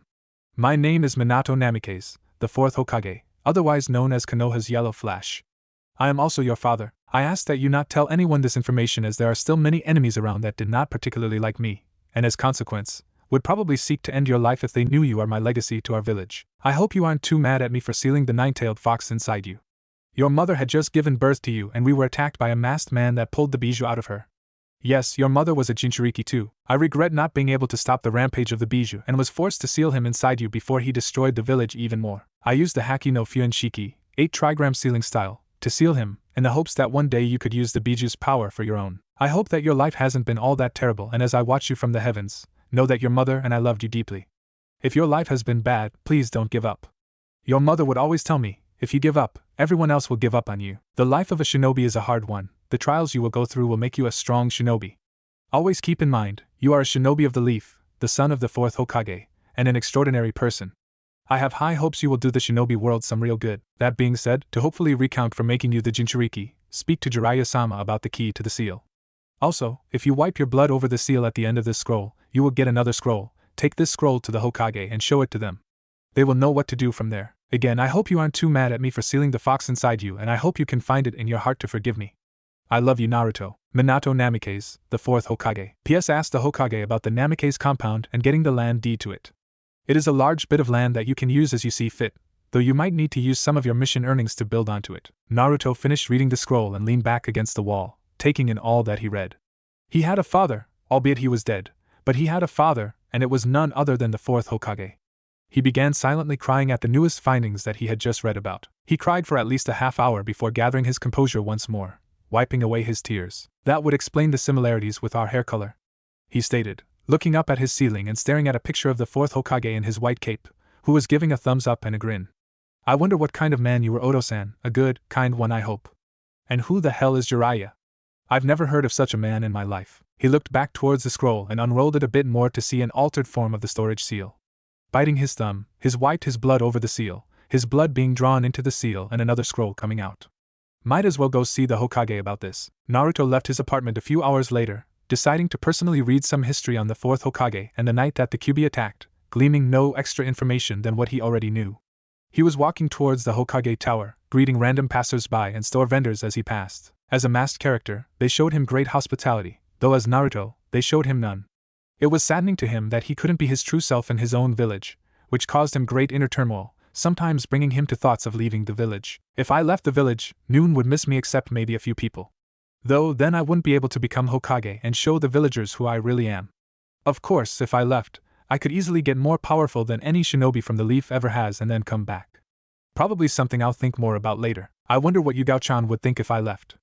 I wonder what she's doing anyway. He reached the tower and knocked on the Hokage's door, entering it shortly after knocking. And to whom do I have the satisfaction of meeting? The Hokage asked, not having known of a child with a fox mask. Really? You know who I am. I received this scroll from a storage seal in a scroll I was given by you. Naruto reached into his pack and grabbed the scroll that had the kanji for Hokage on it, handing it over to his grandfather figure. The scroll said you know what to do with it. Hiruzen grabbed the scroll and looked at it, opening the scroll and reading the contents of it. Wait here a minute. He walked over to the space between his two bookcases and made some hand signs, placing his palm on the wall opening up to reveal a set of stairs. The Hokage's hidden room. Seems all the rumors I have read about were right. Interesting. I wonder what secrets lie down there. Do not enter this passageway. It is forbidden from anyone who is not a Hokage. All the more reason to become one, I suppose? Naruto grinned, snickering to himself. Hiruzen shook his head, before walking down the stairs. 30 minutes later he came back, carrying a small pack of books and scrolls. This is everything the Yondaime left to you, Naruto. I'm not sure all what you read about, but your father loved you very much. I know, Aji-san, his scroll said as much. Naruto looked down and sighed softly before looking back up. I was told to ask about the Namake's land deed. What happened to it? The land deed to the largest compound in Konohagakure. Many people have been trying to buy that land as it is great for many things and indeed quite large. He walked over to his desk and opened the center drawer, rummaging through it before grabbing a folder and handing it to Naruto. The Namake's compound is not too far from here actually, and is situated by the western wall, and it's about 5 hectares of land. To put it in perspective, a training ground is usually only 1 hectare of land. Naruto whistled lightly. That is a lot of land. The Namake's compound is third in size compared to the Uchiha and Hyuga compounds. Hiruzen stated, bringing out a map to show the sizes of the 3 compounds. Why is the land so large if there's none remaining in the Namake's line except me? Naruto asked, looking at the map, noticing how the 3 compounds resembled the 3 points of a triangle. Curious, probably nothing to it though. I can only venture to guess that Minato-san was attempting to bring his clan or the Uzumaki clan together when he bought the land, but never actually got around to it. Instead, I know he used it as his own personal training grounds and taught his own students there instead of the traditional training grounds. Was there anything else you wanted, Naruto-kun? He asked of the child standing in front of him. Yeah, could you not tell anyone that I'm still alive? As far as the villagers know, I'm dead right now. I have already come up with an alias, Menma Shanjiki, and would like to be known as that from now on. When I feel comfortable revealing my true identity, I'll do it then. Hiruzen nodded, as you wish, Menma-kun. Already thinking like a shinobi. Whoever his teachers were, they taught him well. Naruto smiled and nodded, thank you, Aji-san. He shunshined away from the tower and went back to his apartment to look through the books and scrolls Aji-san had just given him. He walked inside and noticed that it was getting pretty late, around 5 p.m. He walked over to the couch and released his clones for the day, getting a slight headache from the massive wealth of new information he was learning through his clones, taking the next 2 hours to meditate and analyze it all. After eating some dinner and changing, he headed to bed, deciding that he would take the day off tomorrow to study the scrolls and books left by his father. Naruto woke up the next morning, no longer having a headache, and made himself some oatmeal breakfast, eating it in his room as he started sifting through the books and scrolls. He found one that was titled the Hiraishin no Jutsu, remembering that it was that technique that made the 4th Hokage such a dangerous competitor, and what got him the nickname Konoha's Yellow Flash. Naruto opened the book and began reading it, noticing that most of the book was just notes and seals and formulas, each of which referring to getting the way the seal and technique would work together. He flipped through the pages, reading the notes and formulas, slowly piecing together why it took so many variations to make it work. He had read half the book and came to realize that his father wanted him to recreate this jutsu and utilize it for the good of the village. He took a kunai and copied the seal that his father had made onto the hilt of it. Looking back at the notes again, focus your chakra into the seal and throw the kunai, and recall a small bit of the chakra to yourself. Naruto walked into the hallway and threw the kunai at and into the wall in the living room, drawing a small portion of the chakra from the kunai, quickly being teleported to the kunai. As he wasn't expecting to move so fast, he smashed his face into the wall, successfully breaking his nose and causing a nosebleed. Damn it, I guess I need to learn how to use this while fighting without causing myself harm. He took the kunai out of the wall after having fixed and healed his broken nose, walking back towards his bedroom. He continued reading the book, finding out a new piece of information. Utilize chakra blades to allow chakra to be held more effectively. Now where do I get chakra blades? He kept reading until he had finished the book and closed it, putting it on top of his nightstand, mentally telling himself to study the book closer upon a later time. He started sifting through more books and scrolls, noting there were many scrolls about advanced Fuinjutsu, books about Uzushiogakure, books and scrolls about the Uzumaki clan, and many scrolls and books about the second Hokage and his use of the Hiraishin no Jutsu. He made a few clones and decided to go for a walk to check out the Namake's compound he had just inherited. Grabbing his mask and putting it on, Naruto left his apartment and headed towards the Namake's compound, keeping his senses spread in case any shinobi were following him. But ever since he changed apartments, no ANBU teams were assigned to watch over him. So, the fourth Hokage decided to give you his original jutsu, brat? Morning to you too, Ketama-sama. Yeah, what of it? Call me that again and I'll make your life a living hell. You mean you haven't already? Naruto replied, grinning as he spoke to his friend. The Kyuubi growled, not knowing exactly what to say. I can make it more of a living hell than you've experienced so far, and believe me, it can be made worse. You haven't even begun to feel a portion of my power and hatred. No, but surely that hatred can't be good for you, Ketama-sama, and there has to be some way to get rid of it. I'm not sure how, but I'll figure it out. That's what friends do, right? The Kyuubi was silent, unsure how to respond to the kid's response about being friends and taking away his hatred. So what did you what? Be sure not to overuse that jutsu the fourth Hokage has given you. If you do, you'll be killed quickly because you'll be in the bingo book. Doesn't matter if I'm put in the bingo book or not, I'm not going to die until after I make Hokage and live a long, prosperous life. Don't let Kami hear you say that or she'll do her best to make sure you find out otherwise. The Kyuubi growled out softly before going back to his own business. Naruto shrugged his shoulders and laughed to himself as he turned the final corner to the compound and stood in front of a large roadway, leading to a large, magnificent building.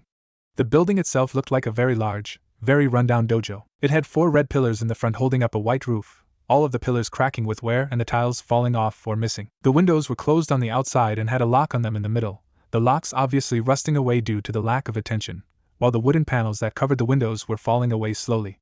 In the middle of the building was a set of double doors with a swirling circle painted in the middle. The symbol paint was fading and the doors were starting to fall off the hinges. All in all, the building would have looked magnificent in its prime and if it wasn't so run down. Naruto walked down the roadway, noticing the bountiful piles of unkempt leaves that littered the ground along with the many layers of weeds. He walked around the left side of the building, noticing more decaying window covers, more weeds and more piles of leaves. How long has this place gone without the single touch of a villager? He kicked through the piles of leaves as he came upon a wooden fence and pushed open the gate, causing the gate to practically fall off. He looked around what he assumed was the backyard, weeds as tall as and blanketed the area. To him, it looked like a jungle, minus the trees. Looking over towards the building again, he noticed many vines climbing the walls and through the windows and whatever other crack and crevice they could grow through.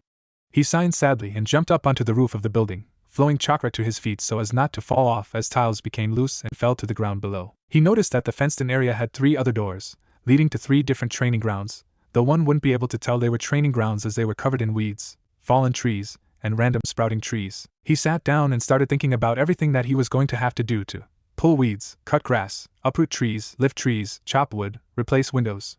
Just thinking about the work gave him a slight headache.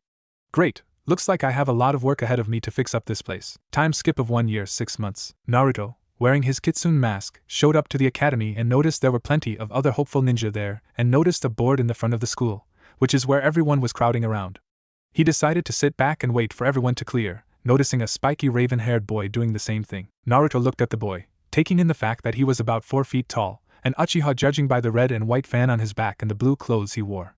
He also noticed the black eyes, trademarks of the Sharingan holders, just as white eyes were trademarks of the Hyuga clan. Annoying group of people, isn't it, Uchiha-san? Naruto asked, turning his eyes back towards the group, watching it decrease slowly. By the way, I'm Menma. How do you know I'm an Uchiha? The raven-haired Uchiha asked. Easy, the fan on your shirt and your black eyes. Both are trademarks of the famed Uchiha clan of the Sharingan. He responded casually. The boy raised an eyebrow at him. Baka. Who does he think he is? He's not an Uchiha, so why does he know about us? I'm Sasuke Uchiha, son of Fugaku Uchiha, who is the head of our clan. How do you know so much about my clan? I read it in books.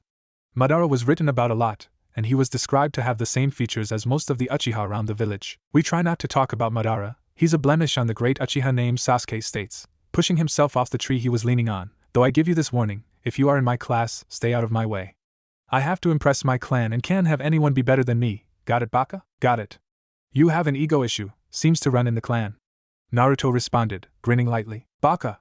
Sasuke got a tick mark on his forehead before turning around punching Naruto with a right hook, causing the boy to fall to the ground. Don't talk about my clan like that. Sasuke turned around and walked to the board, which was now somewhat visible due to the shrinking crowd. Nice hit. Looks like I've got myself a rival. Naruto stood up and rubbed his cheek lightly, though because of the mask, he couldn't really touch it.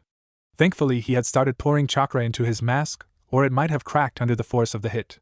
He walked up to the board and looked for his name, Menma Shunjiki, moving his finger upwards, Classroom 103.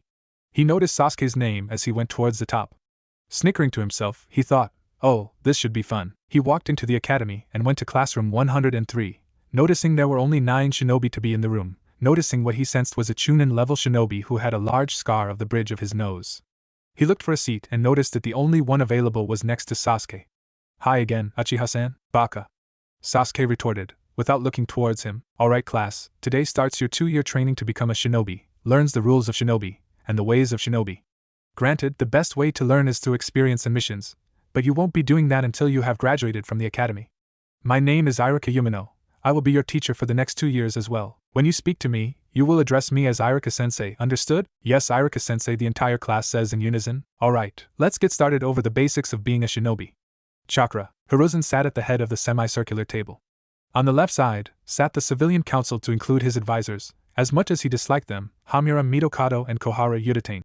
On the right side, sat the shinobi council, which consisted of the heads of the clans that lived in Konoha and Danzo, who was the overseer of the Anbu operations. Whereas Naruto Uzumaki, he hasn't done a prank or been seen in days.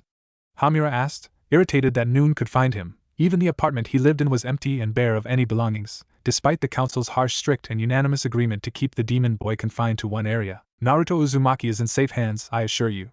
Hiruzen stated, puffing on his pipe. We agreed that Naruto was not to be moved from that apartment without our notification.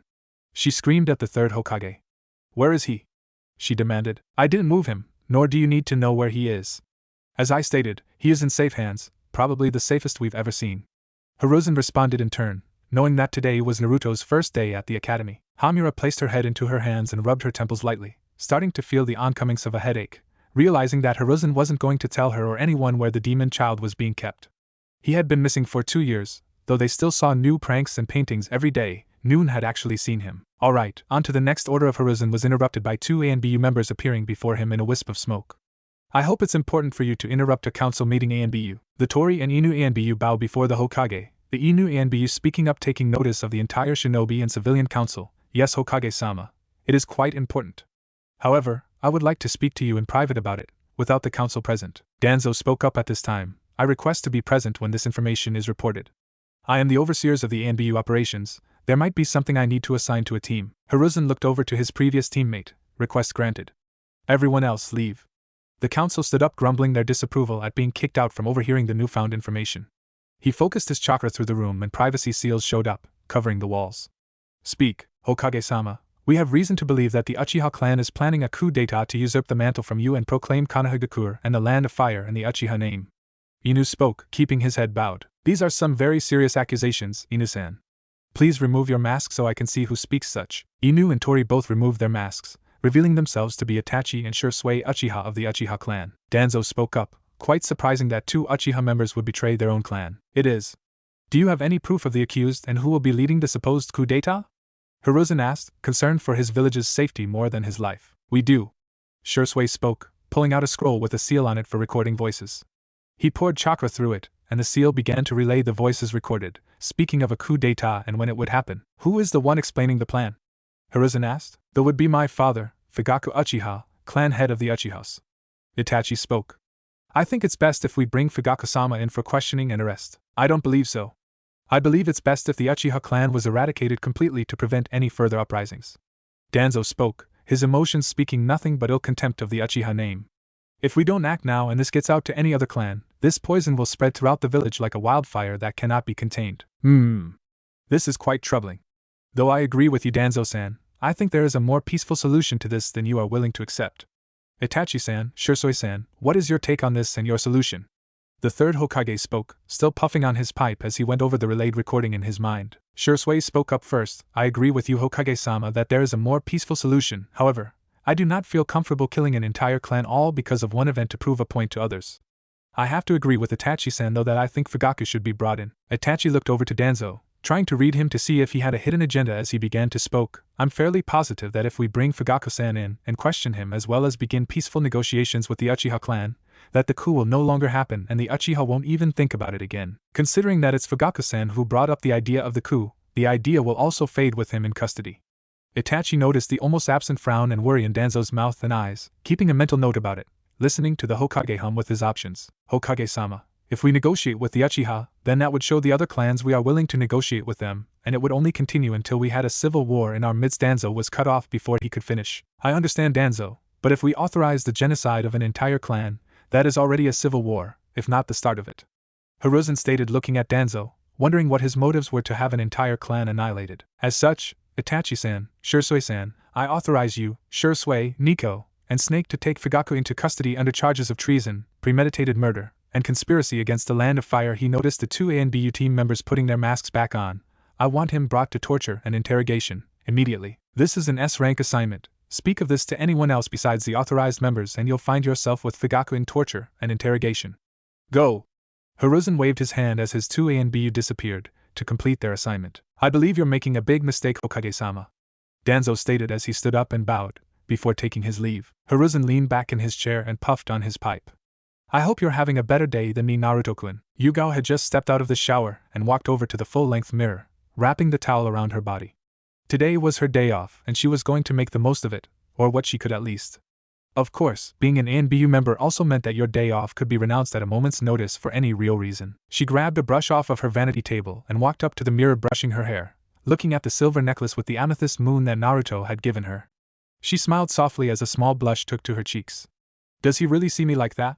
She asked herself as she looked at herself in the mirror. Every shinobi knew the meaning behind silver jewelry, at least most shinobi did. Though it wasn't taught in the academy, it was learned through the family that dated back to the first Hokage, who gave his wife a silver rune-encrusted ring. Should a shinobi give another a piece of silver jewelry, they are offering themselves to the other, and binding their life to that person. In order to accept such an offer, the gifted shinobi must also present a piece of silver jewelry of equal or greater value to the gifter shinobi.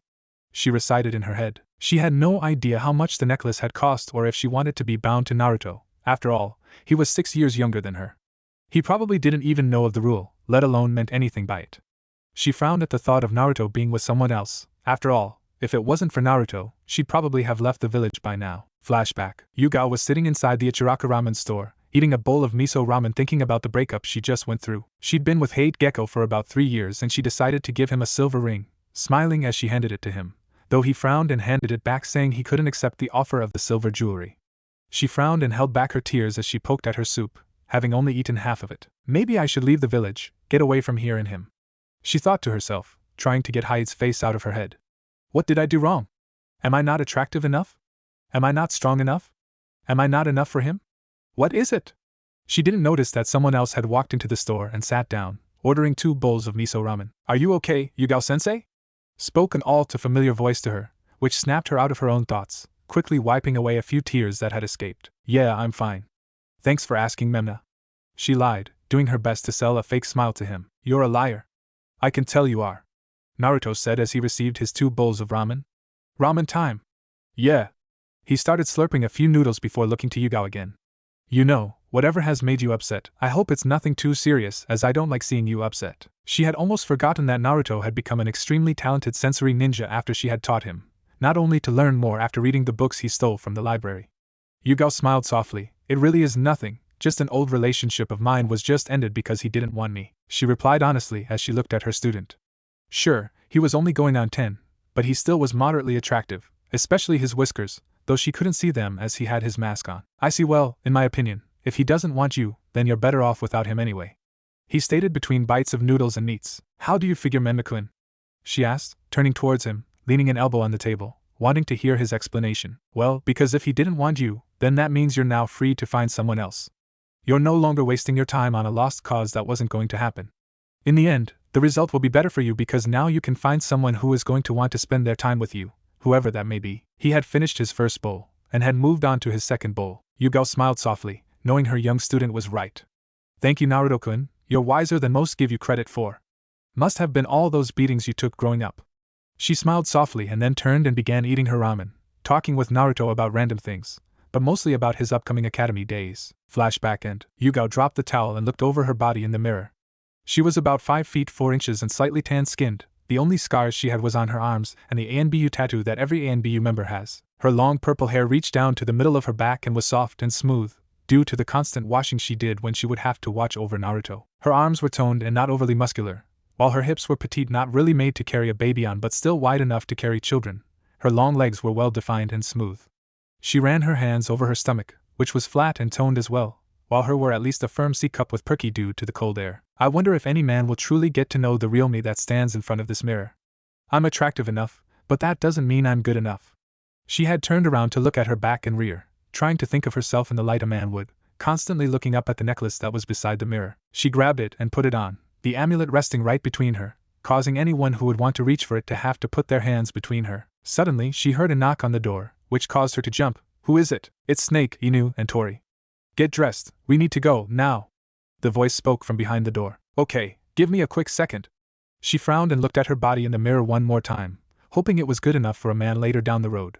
She quickly threw on her ANBU outfit and grabbed her mask, putting it on and leaving. She saw her teammates and Snake waiting. What's our mission? So much for a day off and lounging around. To arrest Fugaku Uchiha and bring him to torture and interrogation. Inu replied before jumping away towards the Uchiha compound with his teammates in tow. Alright class, let's do a bit of taijutsu sparring. First up, Ino and Sakura.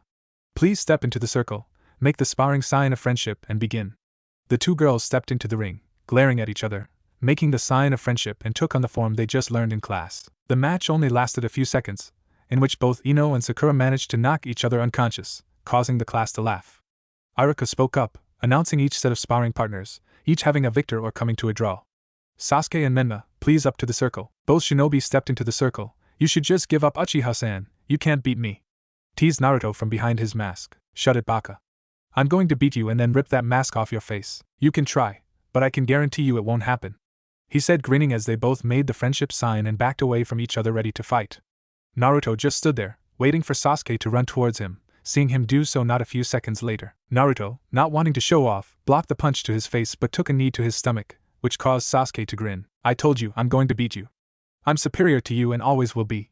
Sasuke spoke, looking down at Naruto, reaching down to grab the mask. Now let's see who's underneath this kitsune mask. Before Sasuke could grab the mask, Naruto had grabbed his wrist, spun Sasuke around, and kicked him in the back to push him forward and away from him. And I told you, you're not getting this mask off me. Naruto came forward and reached out to punch Sasuke, not moving to let him block his punch as he brought his knee up to Sasuke's chest, causing him to become winded and kneel over trying to get his breath again. Naruto hunched down and looked at him. Funny, the great superior Uchiha lost a tiny sparring match. You'll make a great friend and rival, he stated before pushing Sasuke onto his side and standing up, walking out of the circle to join his classmates, hearing them talk amongst themselves about who was better, the classroom ultimately being split into two fan groups. Alright, now that the sparring is over, Iruka spoke as he looked down to see Sasuke getting up and breathing somewhat normally, though still holding his chest. Now we'll go back inside to learn about chakra nature and chakra control. Hi, Iruka-sensei. The class spoke in unison, falling into step behind him, each of the students talking to another. Naruto hung back to walk beside Sasuke. No hard feelings, Sasuke? I thought it was a good match. Naruto smiled, offering his newly acquired friend his hand. Sasuke looked at the boy offering his hand to him and shook it firmly, making sure to squeeze it a bit tightly. No hard feelings at all, you just got lucky. Should we ever fight again, you won't be so lucky.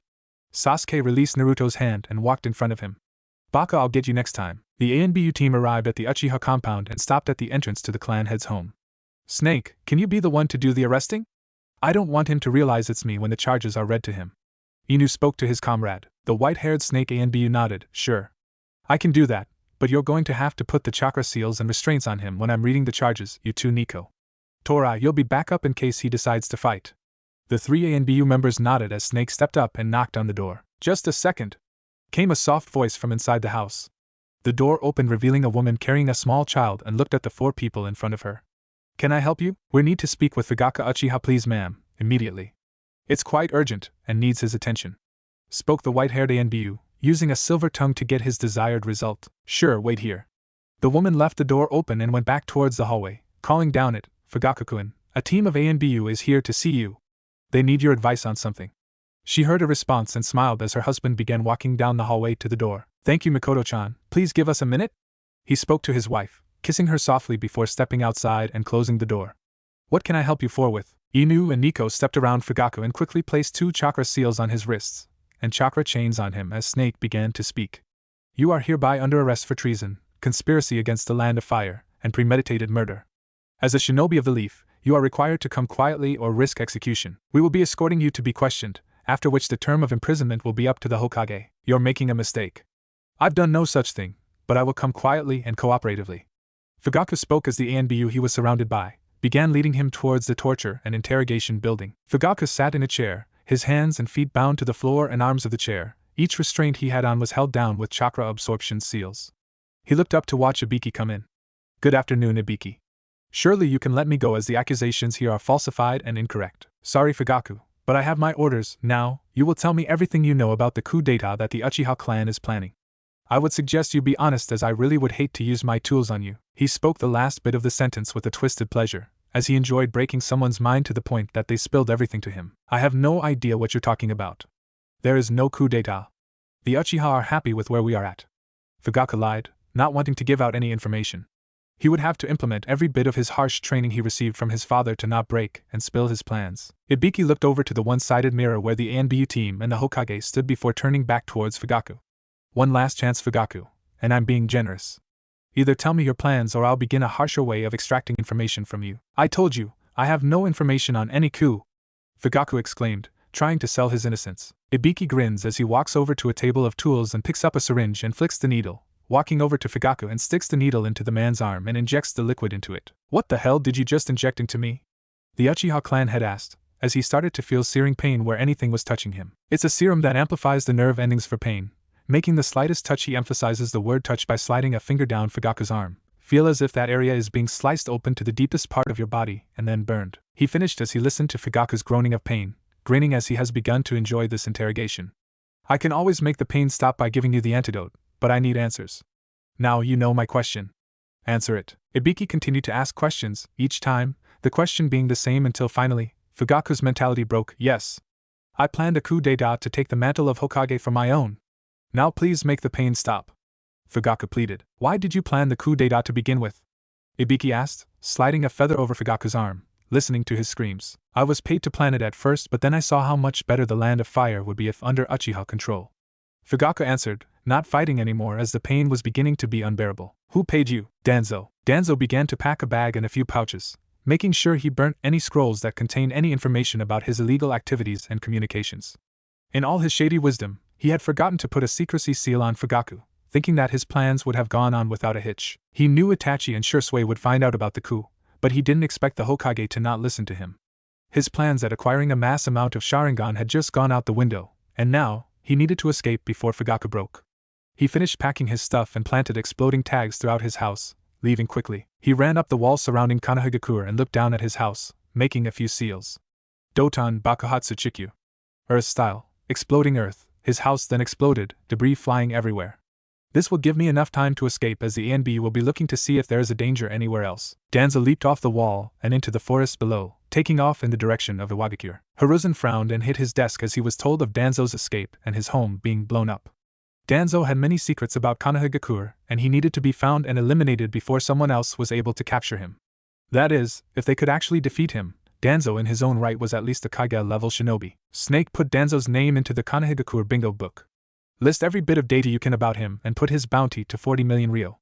I want him brought back as well, if at all possible, dead or alive. Hi! Snake bowed before shunching ING away to the logistics unit to give them the update. Damn it, Danzo. You were a good friend and a great military advisor. Why'd you have to go and play me under the bus? Danzo ran through the trees of the Land of Fire, mentally berating himself for not putting a seal onto Fugaku so he wouldn't spill his name. He knew by now that he would be marked as a missing nin and placed in the bingo book. As for what rank or the amount of the bounty, he wasn't sure. He let the thoughts go as he headed towards a Wagakure. He stopped on a tree limb and took out a paper with a seal on it, before opening his mouth and placing the seal on his tongue. The paper melted away after being in contact with saliva while the seal burned itself into his tongue. He groaned as he felt the seal burn into his tongue, before continuing on his journey, pushing through the pain. He may have had secret dealings and may have done incredibly dangerous things, but if there's anything he was going to be remembered by, it wasn't going to be as a traitor. It's going to take at least a week to get to a Wagakure. Hopefully Oanoki will accommodate me, being an old friend of battle. Itachi, wearing his Anbu mask, walked towards the gates with his teammates and his father, Fugaku Uchiha. His father was condemned by the Hokage to 30 years at the Shinobi Correctional Facility, the Blood Prison. His father was lucky to get that. The only reason why Fugaku was being sent to prison was because Itachi had asked the council to allow him to live, so he can learn from his mistakes and come back to Konohagakure once his sentence was up. He stopped at the gates and looked at his teammates. Torai-san, I am placing you in charge as team captain. I cannot follow you on this mission, he stated to his friend. I understand, Inu-san. We'll be back in a week. Itachi nodded and left the ground, heading back to the Hokage's office. Under normal circumstances, he would have shunshined into the office, but this meeting was probably one of the last he was going to have with the Hokage as an ANBU member. He knocked on the door and waited until he heard the Hokage's voice say enter. He opened the door and walked in, bowing in front of the Hokage. Inu-san, shouldn't you be with your team escorting Fugaku Uchiha to the Blood Prison? Hiruzen asked. Yes, I should be, but I couldn't do it. Itachi took off his mask and placed it onto the Hokage's desk. Even though I know what I did was right, I still feel a little guilty about placing my father into a jail cell. So I am requesting you accept my resignation from the ANBU immediately. Itachi sighed. It was unlike him to really show emotion much, except towards his little brother. I would also like 3 weeks off from active duty before being placed onto missions again. Hiruzen picked up the mask that was set on his desk and inspected it. As was always the case with Itachi, it was in perfect condition. He set the mask down and grabbed his pipe, putting some tobacco leaves into it, before lighting it up and puffing. Your resignation is authorized. I understand your guilt all too well, Itachi-san, Hiruzen said, his thoughts trailing off to a time when he chased after one of his own teammates. A soft sigh pulling him out of his thoughts. However, I have a counteroffer for you. Since Fugaku has been arrested, the Uchiha clan is without a head leader, correct? Itachi nodded yes, and I am sure the clan will appoint their own head of clan when the time comes. They would, however, the leader would have to be accepted by me. Now, as you are the firstborn son of Fugaku, and a genius within your own right, I would like you to take the place of Fugaku as the head of the Uchiha clan. That would take you off active duty for the most part, unless I saw a need of your special talents, and it would also allow you to assist me with more internal matters of the village by being on the Shinobi Council. So what do you say? Itachi looked at the Hokage, stunned to be given such an offer on such short notice. He thought about everything that his father had taught him about being a clan head and nodded. I accept. I will go speak to the Uchiha clan about this myself. I will not let you down, Hokage-sama. He bowed and turned around, leaving the Hokage's office. I know you won't, Itachi. You've always been a loyal shinobi, Hiruzen said, puffing on his pipe. Time skip of 1 year. Alright class, we're going to take a test. I want to see what you all stand in class, Iruka says as he passes out papers to each of the students. Little do they know, this is an IQ test. He walked back to his desk and opened a drawer, picking up a book that was part of the Ika series, the second book of the installment. He was able to read for a half hour before the first test was given to him by a boy with black hair pulled back into a spiky hairdo, sporting a gray shit and black pants. Thanks, Shikamaru. Shikamaru looked at his teacher before walking back to his desk to lay his head down, looking out the windows at the clouds. How troublesome. Why do I even bother coming to the academy? Maybe it's cause of my Ka-san. She can be real mean when things don't go as she says. Of course, my father doesn't help much either. Why can't I just be a cloud, float along without a care in the world? Iruka sat back in the chair and watched the class as one by one, they gave him their tests, the last ones being Sasuke and Menma. He had noticed that those two had formed a good friendship and rivalry, always pushing the other. On one hand, Sasuke hated it when Menma beat him in anything, on the other, Menma just seemed to enjoy having some friendly competition. Though why Menma wore his mask all the time continued to baffle him. What are you hiding from Menma? Alright class, take an hour recess break. When you come back, I should be done grading your papers. He watched as the class left, Menma and Sasuke fighting about who finished first, before picking up a pen and beginning to grade the tests. I finished first, Baka. Just admit it, Sasuke said as he punched Menma lightly in the arm. Did not. I did, Naruto exclaimed back as they went to the shuriken posts. Little did they know that each of them had the entire class following them. How about we settle this with an accuracy contest? Sasuke offered, picking up 5 shuriken. No jutsu, just throwing. The one who gets the closest to the center of each target wins. Naruto looked over at the posts that were well worn from shuriken and kunai throws. Deal. But when I win, you have to say that I'm better than you. Naruto grinned, teasing his friend. Fine. Sasuke said as he took stance and threw the shuriken at the post, each one hitting the designated target in the center. Perfect hits. Good luck, Menma-san. Sasuke walked up and grabbed his shuriken, turning back to the circle as he listened to his group of people cheer. In his group was a boy with a dog on his head who he knew as Kiba, a girl with pink hair and a large forehead. Her name was Sakura, Shino, who seemed to be more of a loner than anything else, and Choji, who was always eating bags of chips, which would explain why he was fatter than everyone else. Naruto stepped up and grinned at Sasuke as he too threw his shuriken, each of them hitting the posts in the same spots as Sasuke's.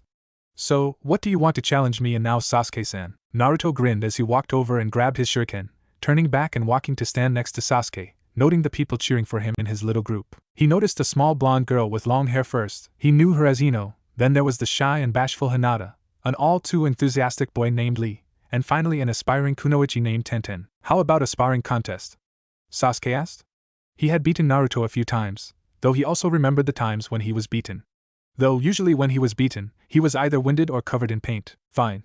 We can spar. First one to leave the circle loses. Naruto stated as he walked to the edge of one of the sparring circles, barely standing on the inside of it. I'll even make it easy for you, Uchiha-san. He teased his rival. Sasuke walked over and rolled his eyes. Fine, but no clones. I'm tired of having to change clothes and my mom keeps asking me how I keep getting paint on me. Sasuke grumbled, remembering how much trouble he had got into the last time he came home with painted clothes. Fine. I won't use any clones. Come at me then. Naruto said as he watched Sasuke run towards him, noticing he had a One-Tomo Sharingan activated. So you really do want to beat me? Is that why you're using your Sharingan? He grinned to himself as he knocked Sasuke's punch away from him, moving his leg just a tad to take a hit from a kick, before moving his leg back under Sasuke's and pushing him, making Sasuke fall to the ground with ease. Rule number 1, never underestimate your opponent. Isn't that what Iruka-sensei taught us? Naruto lectured, looking down at Sasuke. Yeah. Why do you wear that mask? What are you hiding underneath? Sasuke asked as he stood up and punched Naruto in the chest as he left himself open. Here's a rule, don't let your opponent sidetrack you with meager conversations. Sasuke said as he watched Naruto's footstep outside of the circle. I win! You stepped out of the circle. All around the circle was the two groups giving a respective cheer or sigh from their idols winning or losing. Yeah, I guess I did. However, what's underneath my mask doesn't concern you. You'll find out soon enough what's under this mask, when I feel it's okay. Sasuke frowned, wanting to know what was so secretive about that mask. We should get back to class, the hour is almost up. A resounding awe could be heard all around the circle as the students walked back towards the academy. About time they finished their incessant fighting, don't you think, Shikamaru? The pale-eyed student spoke up as he offered a hand to the relaxing student. Shikamaru took the hand of his friend Niji, and let him help him up off the ground. Their fighting is incredibly troublesome and loud. I just want to get this academy training over with, even though that will only cause more work for me. Come on, Shikamaru, it's not that bad. One must follow their destiny to the end. Niji spoke up as he walked with Shikamaru back to class. As the students walked back into class and sat down at their desks. Alright, the test you took was an IQ test. After looking over and grading the tests, I am quite surprised at all of your scores. However, I am not going to tell you what your scores were. If you want to see them, come to me after class to get your tests. Otherwise the tests will be put into your file and added to your record. Iruka spoke, looking around at the students. Bet I got a higher score than you, Baka. Sasuke whispered to the masked boy next to him. Only one way to find out. He whispered back. Alright, now for today, we're going to go over the 3 demonstration tests you will be having to go through next year to graduate. Danzo was shaken awake by his newest teammate, Kisame Hashigaki of the 7 Swordsmen. Get up, Danzo-san, we need to get moving.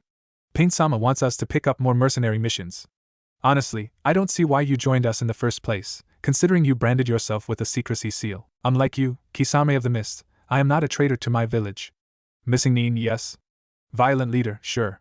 Traitor, no.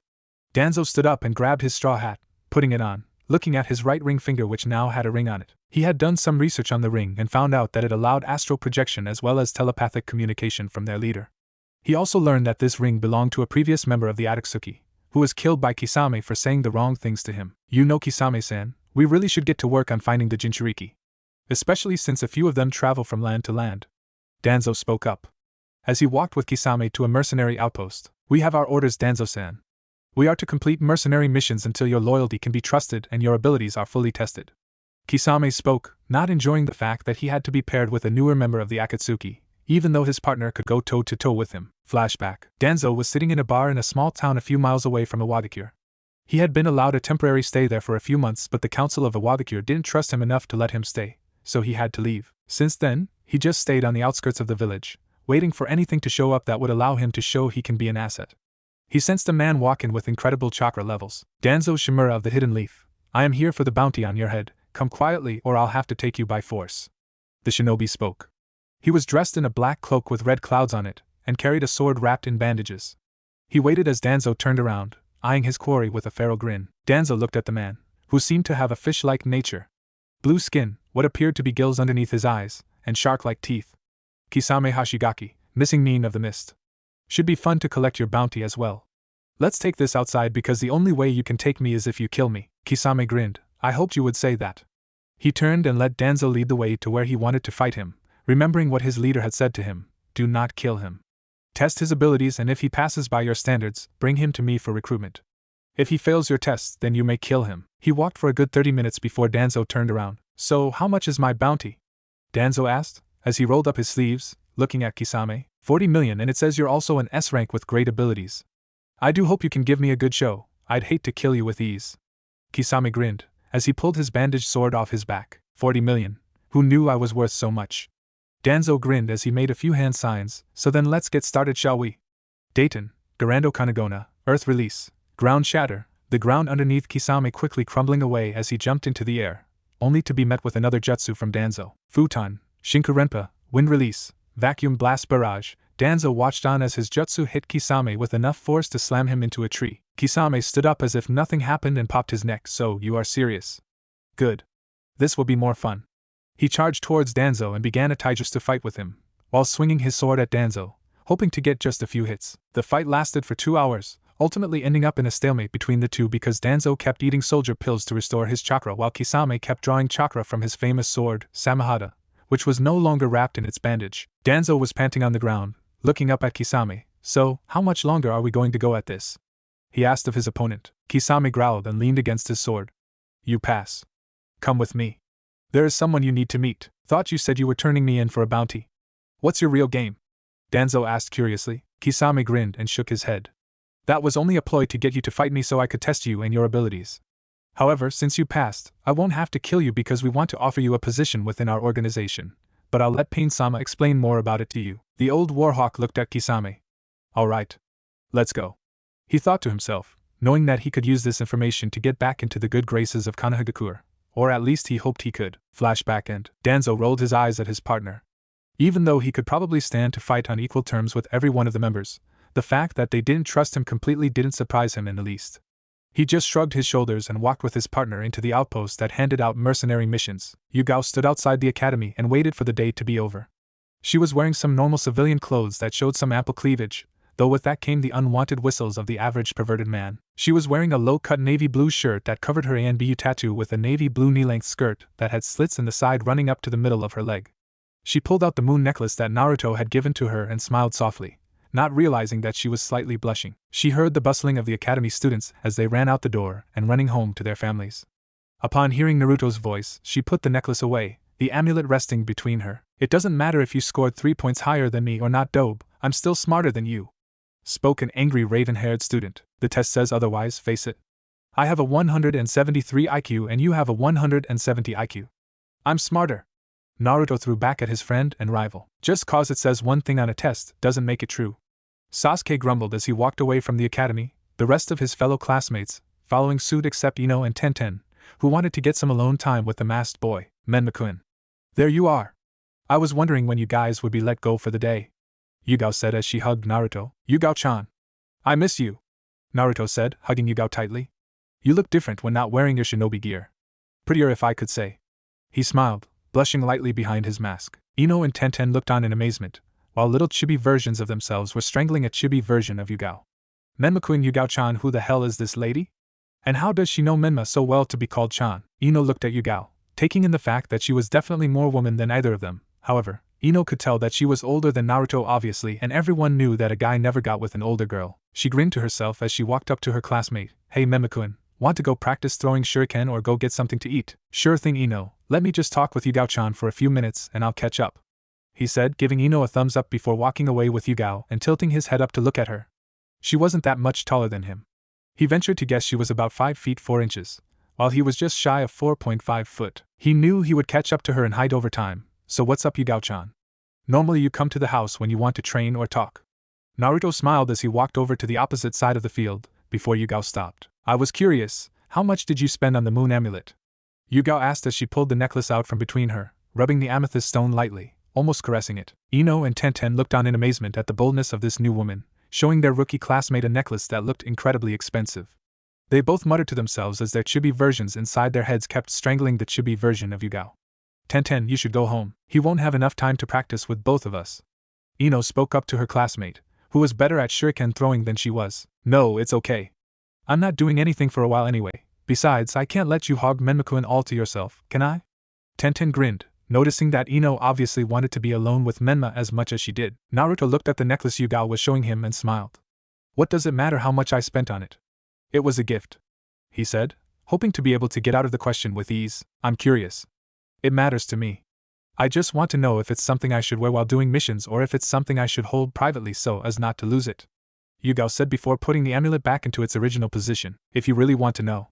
It cost about 1.5 million ryo as the silver is pure and the amethyst is completely genuine, Naruto said, smiling again, having no idea about the rule of silver jewelry. Oh wow, that expensive? Wow. Yeah, I think it's best if I keep it safe when I'm on missions. I'd hate to lose it in a fight, she responded, rubbing the chain softly, smiling softly to herself. Alright, thanks Menmakun. We should have dinner again sometime, she said, kissing Naruto on the forehead and shunching ing away, which only caused the other two girls to start grinding their teeth together and getting tick marks on their foreheads. Naruto beckoned the other two girls to join him as they wanted to practice shuriken throwing, not that Tenten needed it. Besides himself and Sasuke, Tenten was the only one who could get a perfect hit every time. It was Ino who spoke up first. Menmakun, who was that and how do you two know each other? Naruto thought about it for a moment. He couldn't exactly tell her that she was his sensei, and that he's been training for a couple years, nor could he tell her that he was someone other than what she knows him as currently. We've been friends for a few years now.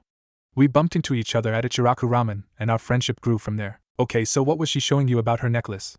Tenten asked curiously, clenching her fists together, mad that another woman was showing interest in her classmate. Naruto blushed slightly. She was just asking how much I think it costed and how it looked on her, he lied quickly.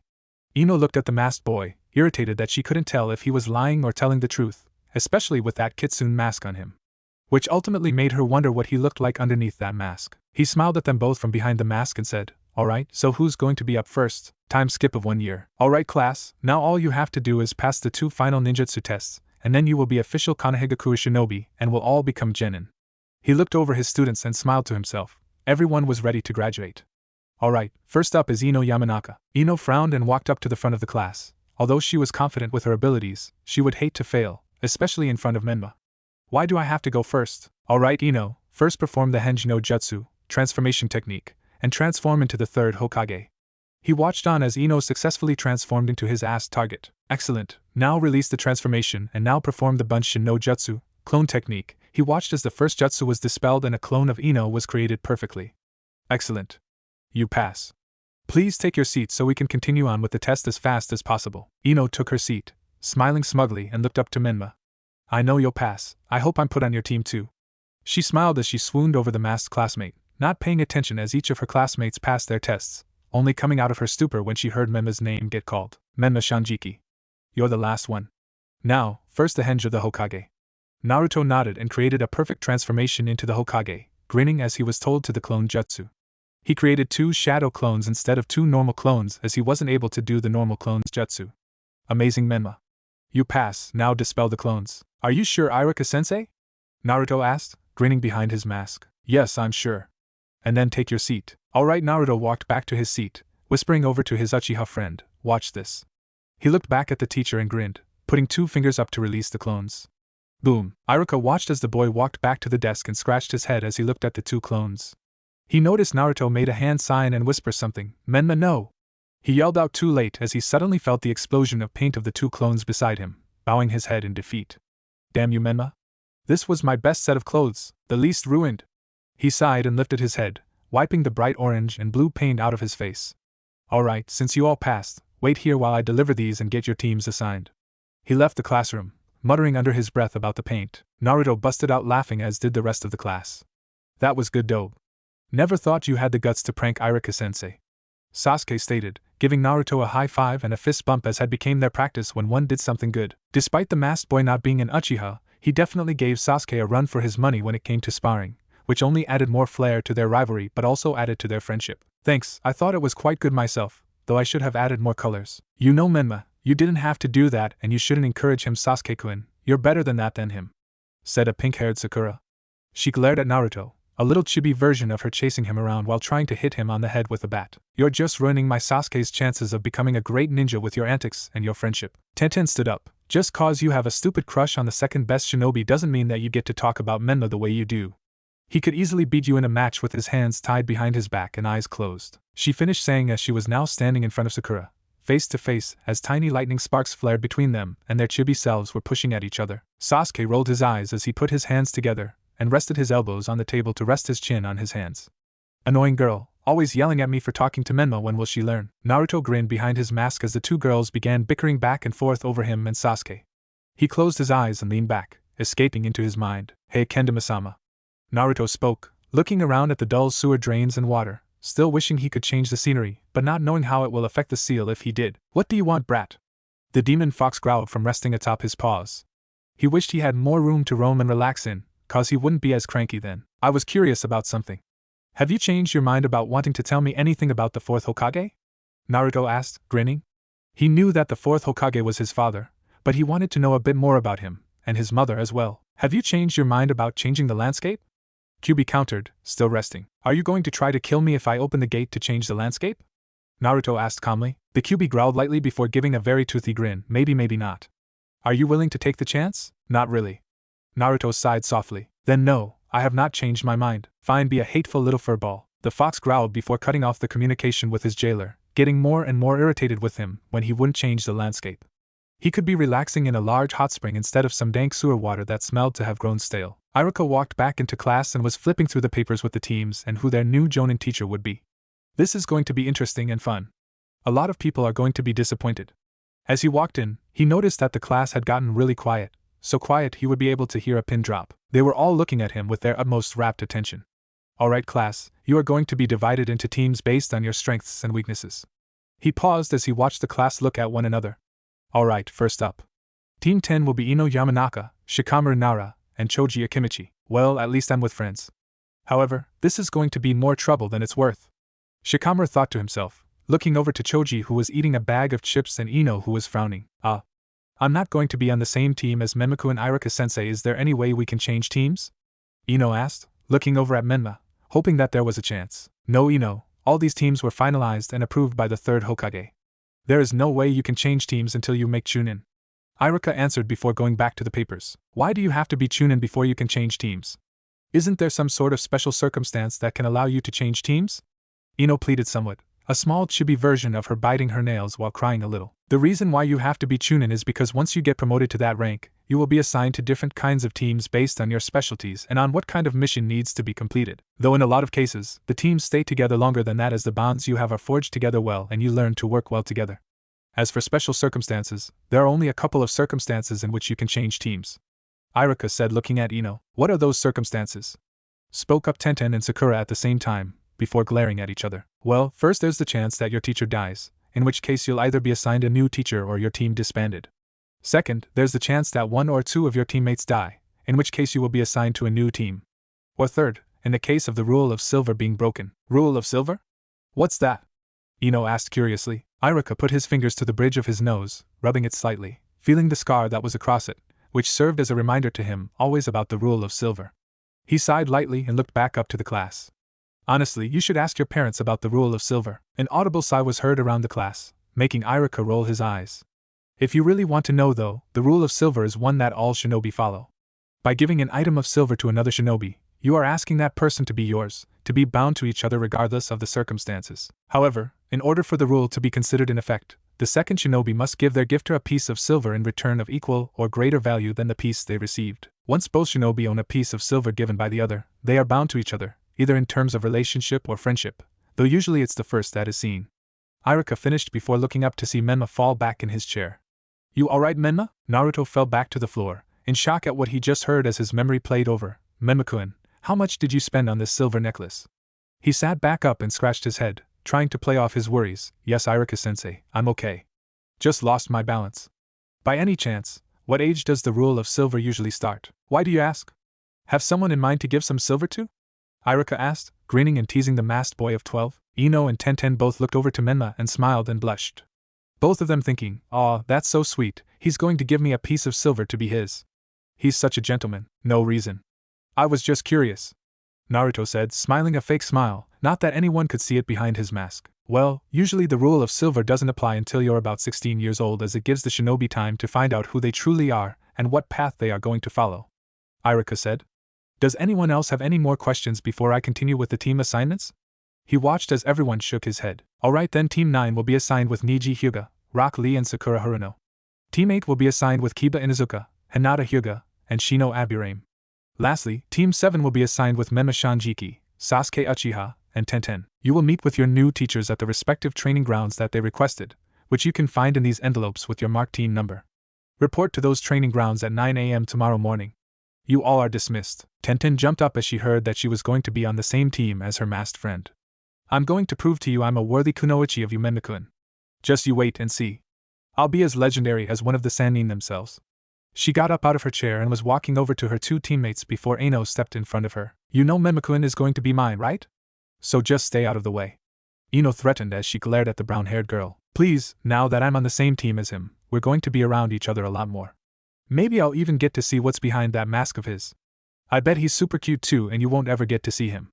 Tenten shot back as she shoved her way past Ino. Right, because Menma-kun will ever want to spend time with a short-haired girl like you when he could have someone with longer hair like me. All men love a woman with long hair. Plus you haven't even grown a chest yet.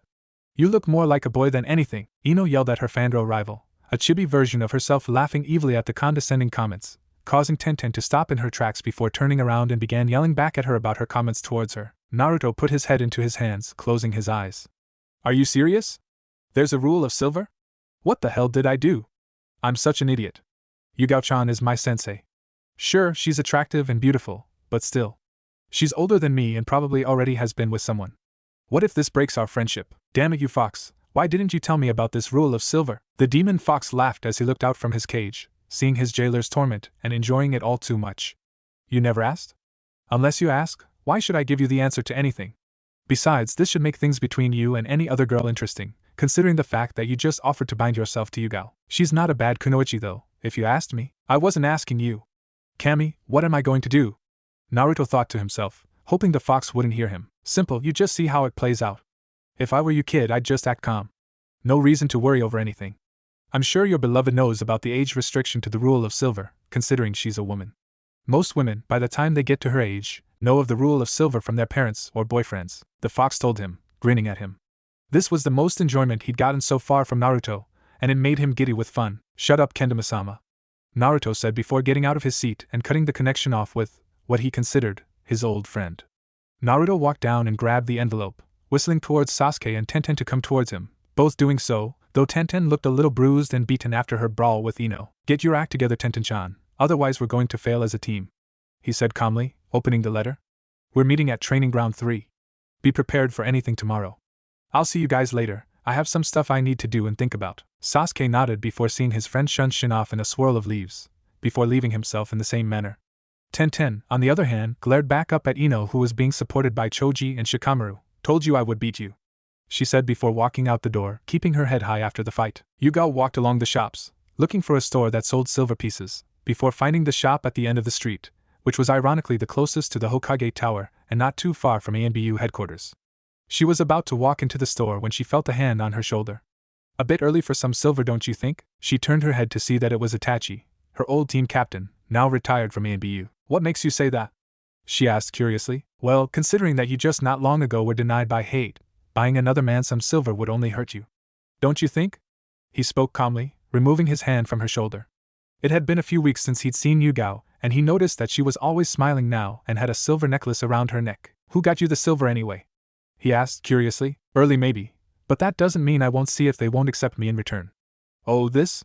She smiled and reached for her amethyst moon amulet, showing it to Itachi. Menma gave it to me about a year and a half ago. He said he spent quite a bit on it, so now I'm wanting to return the favor, though I'll have to wait until he is older considering the age restriction, she said before putting the amulet back between her, enjoying the cold feel of the metal against her skin. I'd be cautious with that, Yugao. Menma might not even know the rule of silver considering he's an orphan. I don't want to see you get hurt again, nor does Shui, he said to her, keeping his ever so passive look. I know. I will be. How are things with the Uchiha clan since you took over? She asked curiously. Itachi shrugged slightly. It's not too bad. There was a little riot and disapproval when I was named the next head of the clan after my father was taken to prison, but after everything was explained, most people seemed okay with it, and just went on about their lives. Of course, as any new leadership would have, you have those few who don't like the new head and thus get a few challenges for leadership. He spoke, closing his eyes and putting his hands into his pants pockets. He still wore his ANBU outfit, not wanting to relinquish it to find a new outfit. Considering your repertoire of skills and experience, I doubt any challenger even stands a chance against you. Yugao spoke as she grinned slightly. You don't even know the half of it. More often than not, Itachi toys with them just to get some training in. Spoke up Shui as he jumped down from atop the store's roof. Long time no see, Yugao. You as well. What do you mean he toys with them? Exactly that. He lets them think that they can beat him, when in reality, they were already beaten the moment the fight started. Shui said, grinning, patting his best friend on the back. You should come watch one of the fights. He was actually challenged the other day and the fight is tomorrow at 9 a.m. You're welcome to watch as it'll be at Training Ground 50. Why do you have to remind me, Shui? Itachi said, opening his eyes, his 3-tomo Sharingan active, as it usually is. He purposely had it active all the time as it helped him increase his chakra reserves on a daily basis. Considering he wasn't able to go out and train all the time, this was the next best thing he could do. If I didn't, you'd only forfeit due to lack of showing. Shui teased lightly. Now get going to the tower before you miss the council meeting a second time. Itachi shrugged his shoulders and patted Yugao on the shoulder. Just be careful, Yugao. I'll see you around, he said before continuing on towards the Hokage tower, Shui walking beside him as their conversation became drowned out through distance. Yugao walked into the store and was looking around at the many different items before spotting some decent rings, frowning because she didn't see any she liked. She looked up to the store owner and smiled. Excuse me, but do you make custom-designed jewelry? She asked politely. Sure do, but depending on what you request will depend on the time it takes to make it. What can I make for you? The owner asked as she pulled out a pad and an ink brush, a silver ring with 4 chakra gems in them that can be used to store and withdraw chakra from them as the wearer sees fit. Yugao answered as she looked at the many necklaces on display. Chakra gems, huh? Last time I was asked that was with a moon amulet that was specially made. Boy wanted a purple chakra gem. Is there a specific color of chakra gem you wanted for the ring? She asked, not realizing that the woman in front of her was the one with the moon amulet. Yugao thought for a second before nodding and smiling. Orange and blue, 2 of each please, orange on the outside, blue on the inside. She reached up and absently rubbed on the chain of her necklace, finding amazement that Naruto would even know of chakra gems, let alone even ask for an amulet to be made with one. Alright, sweetheart, it'll be a couple of years before this is made as pure silver takes time to make and chakra gems are just as hard to mine and cut. You did want pure silver, am I correct? She asked, seeing her customer nod. Alright, I'll send this request out to my runners and we'll contact you as soon as it's done. Can I get your name, dear? She asked. Yugao Yuzuki. Thank you so much, she said, bowing before leaving the shop. I wonder what you're up to, Naruto-kun. Naruto stood in the backyard of his house, still surprised that he had a place to call home, even if it had been 2 years since he got the place. He grabbed a pronged kunai and threw it across the yard before teleporting to it, getting used to the jutsu his father left behind for him. He smiled at the thought of his father. He never had thought he had one before, but after his 10th birthday, he was glad he was proven wrong. He kept practicing the Hiraishin and kept teleporting from one spot in the backyard to another until he felt he had it mastered and perfected. He walked back inside and heard someone knock on the front door. He walked up and opened the door and saw Tenten, thankful he still had his mask on. Hey Tenten, what brings you here? He asked, standing in the doorway. I thought we could train a little and then maybe get some dinner, she said, smiling and blushing a little. Please say yes, please say yes, please say yes. Naruto smiled. Sure.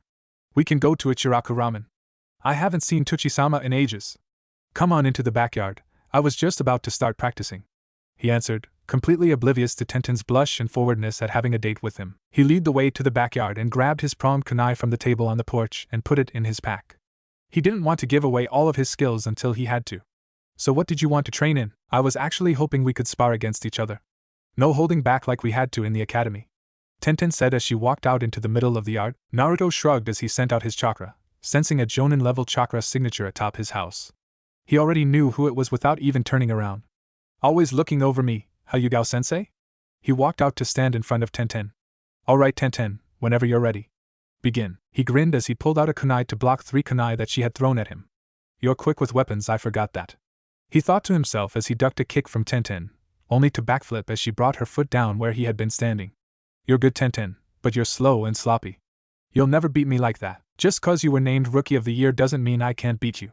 Tenten said as she grabbed a few shuriken and kunai, throwing them at her teammate with deadly speed, only for them to be blocked or dodged. Damn him, he's fast. I just want to get one hit on him, just one, she thought to herself as she launched herself at him, throwing punch after punch and kick after kick, each blow getting blocked or dodged, until she was finally punched in the chest, making her lose her breath. I told you were slow and sloppy. Now stand up and try again, he said as he helped Tenten up, only to be taken by surprise as she was helped up by him, before being pushed backwards, her hand holding a kunai to his throat. You really should pay attention to what Sasuke-kun says more. Don't underestimate your opponent, and never let them off easy. Also, don't assume your opponent is down unless they're no longer breathing or have a heartbeat. Tenten recited to him, remembering things that Sasuke and Iruka had taught or said to them during the academy years. I could say the same to you, Tenten. He spoke from behind her, bringing his sword to rest against the side of her neck, his clone poofing underneath her. You shouldn't close your eyes when you throw your weapons, makes it too easy to perform jutsu.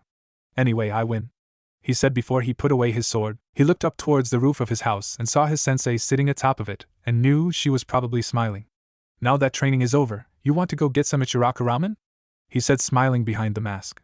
He couldn't wait to see Tucci and Ayam again. Tenten got up and nodded. Sure. I'll finally get to see his face. He has to take off his mask to eat, she thought to herself, while in her mind, she was grinning evilly and laughing at her cunning. It was practically her birthday today, a date and a chance to see his face. There wasn't anything that could make this day better. She walked with Menma out of the house and smiled as she walked with him to Ichiraka's. Menma-kun, mind if I have a moment with your friend here? Yugao said as she showed up behind her bound friend and his teammate. Naruto blushed and got a sweat drop over his mask as he heard Yugao's voice, remembering that he had bound himself to her after giving her the silver necklace. This should be an interesting couple of years. I wonder if she even wants to be bound to me. Sure, Naruto said, walking onward. I'll see you in a few minutes, Tenten. I'll be at Ichiraka's, he said back towards Tenten. I think I got lucky on that one. The QB grinned in his cage as he listened to his jailer's thoughts. I'm going to enjoy seeing this woman making you squirm, boy, he thought to himself before taking his nap. So, your name is Tenten, huh? Yugao said, looking down at the girl before her and giving her an eyeful as well as wondering what kind of woman she would grow up into. Not that it would matter as she would soon be bound to Naruto once the ring was made and he turned 16. Yeah, and you're Yugao. What of it? Tenten said, remembering her as the one who showed Menma the necklace she had and not enjoying that this woman was stopping her from being with her date for the night. No point of it, just to say this. If you hurt him in any way, I'll be sure to do everything I can to make sure you regret it, Yugao said before shunching ing off in a swirl of smoke. Tenten stood there shocked at the threat she was just given. Well, that was weird. Oh well, Menma is going to be mine and noon else's, she thought before she ran over to Ichiraka's and found her date having already ordered and eating, though only the bottom part of his mask was lifted and she couldn't see any distinguishable features about him. Why don't you take the mask off, Menma-kun? Wouldn't it be easier to eat? She asked, hoping he would comply. Maybe, but I don't want anyone to see my face, he replied as he continued to eat his ramen, giving Tenten a small smile. Well, he has a cute smile at least. Why not? Afraid of what people may think about you? She asked before having a bowl of miso ramen handed to her, as per Menma's request. Tucci said, smiling at the boy. Good to see you again, Menma. You should come around more often. Naruto nodded. I'll try to, Tucci-sama, he responded before Tucci walked away. I'm not afraid of what people think of me. I just don't want to remove the mask. Simple as that, he said before continuing to eat his food. Tenten sighed and frowned. She really wanted to see his face or at least something distinguishable about him. Alright, I'll get you to take that mask off at some point, she said before grabbing some chopsticks and digging into the ramen, enjoying the date. We'll see about that, Naruto thought to himself, enjoying the ramen before him. Team 7 arrived at Training Ground 3 at roughly 8:30 am wanting to show to their new sensei that they were tactful. Naruto was laying down on the grass, hands under his head as he watched the clouds roll by, his face hidden by his ever-present mask. Sasuke was off in the distance a bit throwing shurikens and kunai at the wooden post that stood in the center of field. Tenten was not too far from Naruto, laying on her side and staring at her crush. Come on, Tenten, get your act together and talk to him. She looked over to where Sasuke was at to make sure he wasn't going to be coming by any time soon. So Menma, when we were sparring, I noticed you don't really use the taijutsu stances taught to us in the academy. What kind of taijutsu do you use? She asked, wondering how he succeeded in beating everyone in the academy. The only person he wasn't able to beat every now and then was their teammate Sasuke. She was clearly so far behind them that their experience, as young as they were, completely outshadowed her. She stared at her teammate for a few minutes, not getting a response. Hello, Earth to Menma? You there? She said, waving a hand in front of him. Naruto stared at the clouds, tuning out everything around him. What am I going to do about you, Gao-chan? I offered her a piece of silver with a chakra gem, and it was quite pricey too. What do I do if she offers me a piece of silver in return? Calm down, brat, and stop worrying. If you are going to worry about what a simple girl is going to do about silver, how do you expect to fight people who are trying to kill you? Mind you, if you die, I'll bring you back from the Shinigami and kill you myself for being so stupid and getting me killed. The fox berated him, tapping a claw lightly on the ground, causing ripples in the water of Naruto's mind. That's easy for you to say, Kendama-sama. You can't die anyway. You'd only come back a few years later when your chakra was restored. Naruto spoke back, enjoying the more civil of conversations with his overly violent friend. Regardless of the truth behind that statement, that doesn't mean I wish to die. You may be my container and I may offer you my power when you are hurt, but I only do it because you are useful to me. Also, what did I tell you about calling me that? Kyuubi yelled at his container, growling lightly as he communicated to Naruto. What else am I supposed to call you? I don't exactly know your name, and just because I am useful to you doesn't mean anything. One of these days, I'll take that seal off so we can be real friends and not have to worry about us trying to kill each other. Ha! Like you stand a chance of beating me. Also, if you will stop calling me such an insulting name such as Kendama, then I will tell you my name. The Kyuubi spoke, noticing Naruto's anticipation to know his name. My name is Kurama. I will not ever repeat my name to you, so if you forget my name I will not speak it again. Also, it would be best to know that each one of us tailed beasts have a name. We do not give out our names to those who we don't think are worthy of it. Aw, you think I'm worthy of your name? I'm so happy. Naruto said happily, smiling behind his mask. You're more worthy than my last two containers.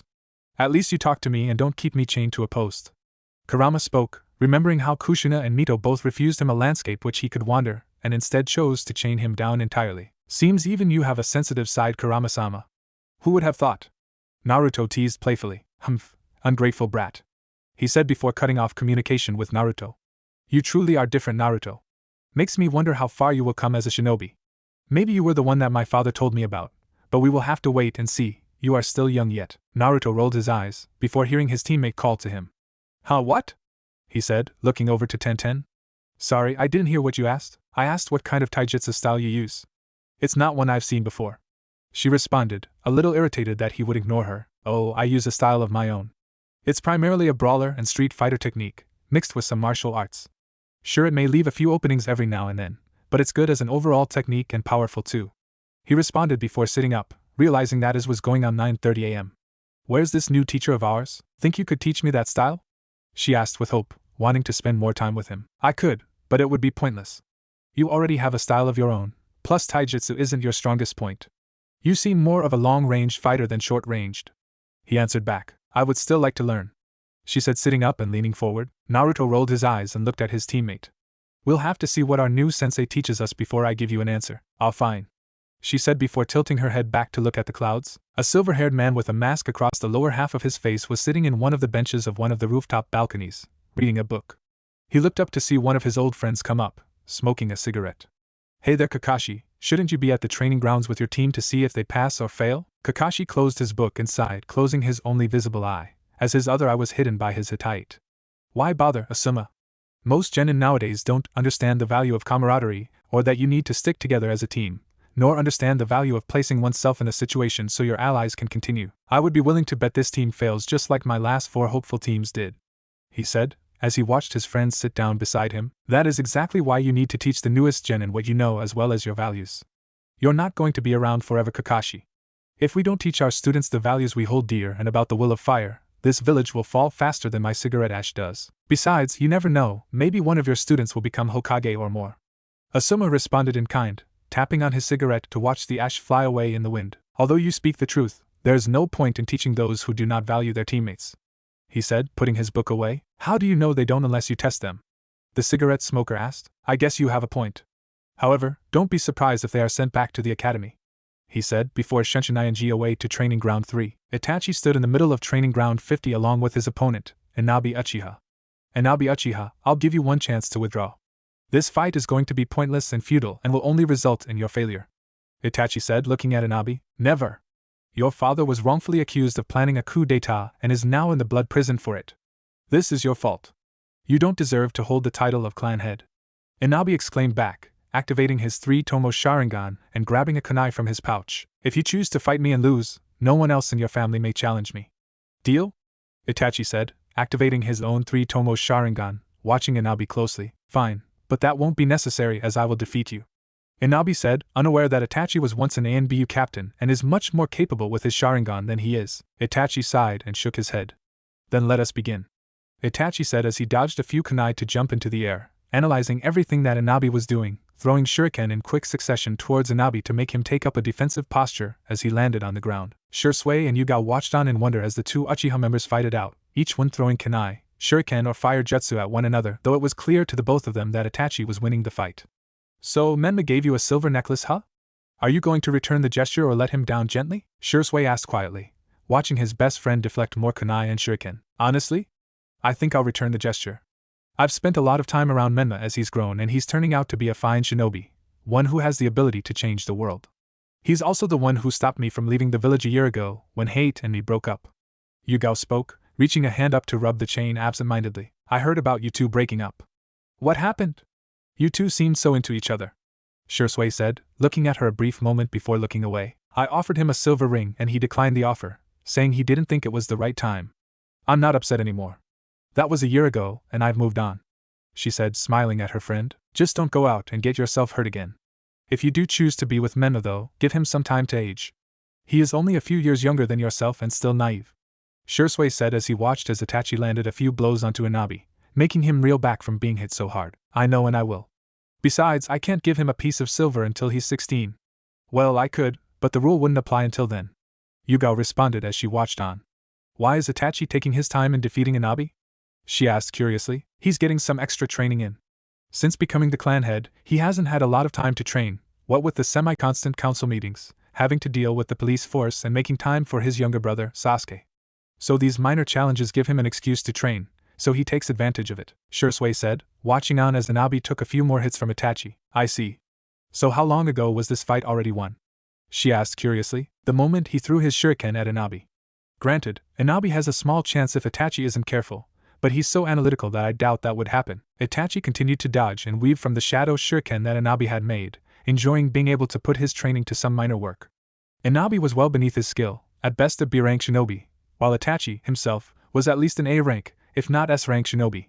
He watched as Inabi let loose another jutsu, which he dodged with ease. This is starting to get boring. He thought to himself before he stopped moving and put his hair out of his eyes, looking straight at Inabi. Tsukuyami. Suddenly, Inabi was chained against a rock while Itachi stood before him with a sword. You can either claim defeat or be put into the hospital. Your choice. Itachi said to Inabi. You think a simple genjutsu can hold me? Release. He yelled out as he sent a burst of chakra through his body, but nothing happening. Inabi frowned and sent another burst of chakra through his body, hoping to dispel the genjutsu he's in. It won't work. You're in my Tsukuyami. I control time and space with this genjutsu. A second is a day, an hour is a month, a year is a decade. Whatever time span I want it to be is. So once again, submit or be hospitalized. Itachi stated. Shursui and Yugao watched as the two fighters stopped moving, Yugao speaking up. What's going on? Why'd they stop moving? Itachi's ultimate genjutsu, Tsukuyami. Inabi is trapped in it, and the only way out is for Itachi to end it himself. Shursui stated, rather coldly. Inabi looked at Itachi. I'll never submit. I'll figure out a way to get out of this and beat you. He growled out towards Itachi. Very well. Itachi said as he stabbed Inabi in the side with his sword, pulling it out, revealing no blood loss, only the very real pain of the stab being felt by Inabi. Once you submit, I'll stop. Spoke a second and third Itachi, as all three stabbed him, continuing the process of more Itachis being created and stabbing Inabi. Okay. I submit. You win. Inabi said, having felt like he'd been stabbed over 1,000,000 times over what seemed like 3 days. Itachi released his genjutsu and knelt onto a knee as he closed his eyes, not seeing that Inabi had completely collapsed from pain and was fading in and out of consciousness. I'd suggest you take him to the hospital immediately. Itachi said, hearing people scramble towards Inabi and walking away. Told you Itachi would win? Shursui said as he walked over and helped his friend up. Try not to use your Sharingan for a little bit. You'll only increase the blindness further if you do, he said, knowing the after effects of using the Sharingan all too well. I'll see you around, Itachi-san, Shursui-san. I have to get to work, Yugao said as she walked away from the field. See you around, Yugao. Itachi and Shursui spoke at the same time, before they both disappeared in a shunshin. Team 7 was leaning against the wooden posts, talking to each other about why their sensei was so late. Oh come on, what's he possibly doing that's going to make him an hour and a half late? Tenten asked. Maybe he forgot about us. Sasuke spoke up, breaking off a piece of grass and twirling it in his fingers. Forgot? Oh no, I didn't forget. I was just testing your patience. There will be many missions you will go on. If you pass, that will require patience, Kakashi said as watched his students stand up from the ground after the scare he gave them. Now then, I am going to conduct a simple test, one which will determine if you pass or fail. He pulled 2 bells out of his pocket and tied them to a belt loop on the side of his pants. There are 2 bells. You must retrieve both of them before sundown, or you all fail. The only downfall, the one who does not get a bell goes back to the academy. The 3 genin looked at each other, and sweat dropped before Naruto spoke up. If that's the case, I'll go back to the academy. I don't mind spending 2 more years at the academy. Who knows, I might even make some more friends, he said, looking at both Sasuke and Tenten. You'd really do that, Menma? Why? Sasuke asked, surprised at his rival's bold statement, which also caught Kakashi by surprise. Well, if only 2 of us could pass, and there are 3 of us, what's the point in everyone putting in all their effort only for one to fail anyway? I'd rather just go ahead and go back than to see one of you guys get sent back merely because you couldn't get a bell, Naruto said calmly. Did he see through the test? Noon has ever given up this quick to make sure his comrades could go on. Just who is this masked Menma?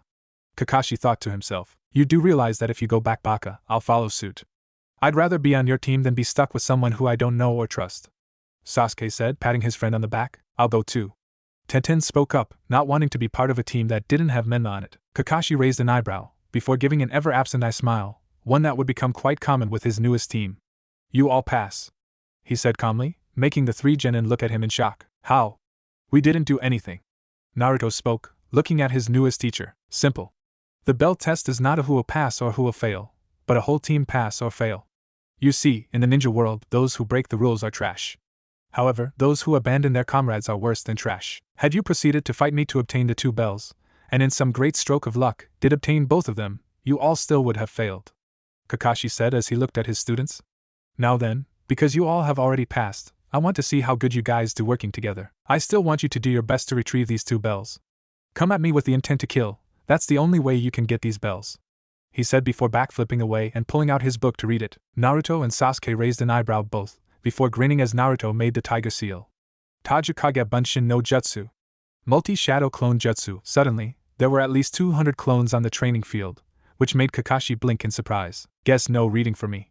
This Menma kid is serious, almost reminds me of, well, me. He put his book away and began a taijutsu battle with each of the clones, one hit causing each of them to dispel. While he was busy with the clones, he didn't notice as Tenten jumped into the air and began throwing kunai, senbon, and shuriken at him. He felt the first of the senbon pierce him before he jumped out of the way, being pegged by 2 more senbon and getting kicked and punched by a couple of clones. I see, so they are serious, and a bit more aggressive than I thought. However, that's 2, where's the 3rd? He said before seeing a fireball come toward him, the fireball eliminating clone after clone in its path. He jumped away towards the river, making a few hand seals. Suetun, Sujin Hiki, water style, water wall. Kakashi stood firm as the water around him rose up to make the fireball disappear, seeing the 3 genin land in front of him. Is that all you guys can do? You'll have to be a bit more serious than that if you want the bells, Kakashi said as he tapped his side, not feeling the bells there. When did they? He thought back for a second, coming to the realization that one of the punches was not a punch, but was a grab by the masked boy, who succeeded in taking both bells before disappearing from the fireball's path. Naruto held up the 2 bells and grinned from behind his mask. Wasn't that hard, sensei? Now, what's next on your schedule? He asked, tossing a bell to Sasuke and the other to Tenten, putting an arm around them both. Impressive. First day together and they're working well as a team, particularly Sasuke and Menma. I can see this team going far. Now we get to do introductions. By that I mean we tell each other our names, likes, dislikes, dreams, and hobbies, Kakashi said, waving his team to join him at the water's edge. He pointed towards the girl. You get to introduce yourself first. Tenten nodded and looked at her teammates and teacher. My name is Tenten. I like Menmakuen. I dislike those who think I'm not good enough to be a kunoichi. My dream is to become as legendary as Lady Tsunade of the Sand Nin, and my hobbies are throwing weapons. Naruto spoke up next. My name is Menma Shanjiki. I like training till I can't train anymore and I like learning new things. I dislike those who beat other people up just for fun. My dream is to become a Hokage, one far greater than even the 1st or the 4th, and my hobbies are training and eating ramen. Sasuke spoke up next. My name is Sasuke Uchiha. I like training and learning new jutsu. I dislike those who are not an Uchiha or have not gained my respect. My dream, can't really say I have one. My hobbies are training. Kakashi gave an eye smile to his 3 genin. My name is Kakashi Hatake. I have no real desire to tell you my likes or dislike. My dreams for the future, As for my hobbies, I have lots of hobbies. He said, making his students get little tick marks on foreheads. That's it, Kakashi-sensei? That's all you're going to tell us is your name? Tenten spoke up, saying the same thing she thought Naruto and Sasuke were thinking. Yes. I don't see the need of you guys understanding everything about me. If you knew that stuff about me, I wouldn't be able to surprise you with anything. Kakashi replied simply to his students. Now if you excuse me, I must report to the Hokage. Meet me at the Hokage Tower in 3 days at 10 a.m. We'll get our first mission then, he said before Shunshunayanji off. Well, that was fun. I'll see you guys around. I have some stuff I need to do. Naruto said, you always leave so suddenly after we're dismissed, Menma. What are you doing that needs so much attention? Sasuke asked of his teammate, noticing Tenten's sad look, but ignoring it. Research and studies. Naruto said calmly before Shunshunayanji in a swirl of leaves, leaving behind his 2 teammates. Hiruzen sat at his desk, seeing the 4 jonin in front of him. Status report of your students? He said, looking at the 12 papers in front of him with a fail or pass stamp prepared for any of them. A woman with smoke-colored hair spoke first. Teammate has passed their test and are awaiting further missions. Asuma spoke up next. Team 10 has passed their test, though just barely. A man wearing a green jumpsuit spoke up next, quite enthusiastically. Team 9 and their flames of youth has passed ever so greatly. The 3 other jonin sighed and bowed and shook their heads in something between pity and embarrassment of him. Hiruzen looked at the last 3 papers to be stamped and signed. Menma Shanjiki, Tenten, and Sasuke Uchiha. I'm going to take a guess that your team failed at Kakashi? This will be the 4th team you fail. Are you trying to get me to take you off the list of applicable jonin teachers? Kakashi gave an eye smile. On the contrary, Hokage-sama, Team 7 has passed my expectations quite well. He watched on as his fellow jonin fell back in shock that he would pass a team after failing everyone else. I look forward to seeing how they work together. Although, if I can make a small request, he asked, not sure how the Hokage would take his request. What is your request? Hiruzen asked. I request that my team be started on C-rank missions instead of D-rank. Their teamwork is quite great considering their short time together. I would like to see them excel further. Kakashi said, running a hand through his silver hair. The shinobi in the green jumpsuit spoke up. You just want to beat me in mission ranks, don't you, Kakashi? I request the same thing. He exclaimed to the Hokage loudly. Hiruzen looked up at the 2. Kakashi, I will grant your request to start with C-rank missions. However, the missions will stay within the Land of Fire until they have gained more experience. Might Guy, your request is denied. Considering the report you gave me earlier, your team needs to work on their teamwork. He looked up to see Guy bow his head in defeat. You are dismissed. You beat me again, Kakashi. Our rivalry will continue on. Guy exclaimed before running out the door. Asuma spoke up. Pass, huh? They must be some team. They are quite unique. Kakashi said, before walking out the door and reading his book once more. Menma, Sasuke, Tenten, and their sensei Kakashi stood in front of the 3rd Hokage, as requested by their sensei last night during training. What is our first mission, Hokage-sama? Kakashi asked, looking at his students, hoping that he wasn't making a bad decision to have them start out at C-rank missions. Hiruzen handed an envelope to Kakashi. There are reports of rogue ninja bandits, collectively from all nations gathering in Yuzushiogakure. Our scouts say that they are planning to overthrow the daimyo and continue on if they succeed. Your mission is to eliminate all of these rogue ninjas. This is a C rank based off the reports, but could be escalated to B or A rank depending on if the report is completely accurate or not. Hiruzen opened a drawer of his desk and handed all of them 4 bingo books, each having their own hidden village symbol on them. Since there are shinobi from other villages, I want you to look through the bingo book and match to bodies. This will not affect the mission pay, but will only be an added bonus to what you can make. Also, the genin are to return the books after the mission is complete. Kakashi picked up the books and flipped through the pages. Seemed there were many more missing nin than he thought there were. Shouldn't this be a job handled by the Anbu? Is this not their area of expertise? Kid, this is your only chance to get to go to Yuzushiogakure, your birthplace, and possibly a place where you can learn more about Fuinjutsu. If I were you, I wouldn't let this chance escape your grasp. Kurama said, with a low guttural growl. Kakashi-sensei, we can do this. Sure, it will be our first mission, but we are more than capable of completing it. Plus it would be good to see the famed ruins of Yuzushiogakure. Naruto said from behind his mask, hoping to convince his teacher to not hand the mission over to the Anbu. Come on, Kakashi-sensei, have a little faith in us. Besides, isn't that why you requested us to start at C ranks, because we could handle it? Sasuke said, really wanting to test his Sharingan. At the current moments, he was only able to use his Sharingan during training with Naruto, and that was just to keep up with his speed. Kakashi sighed and put the books into his pouch. When do we leave? He asked the Hokage. You leave in 2 hours. Do any of you know Fuinjutsu?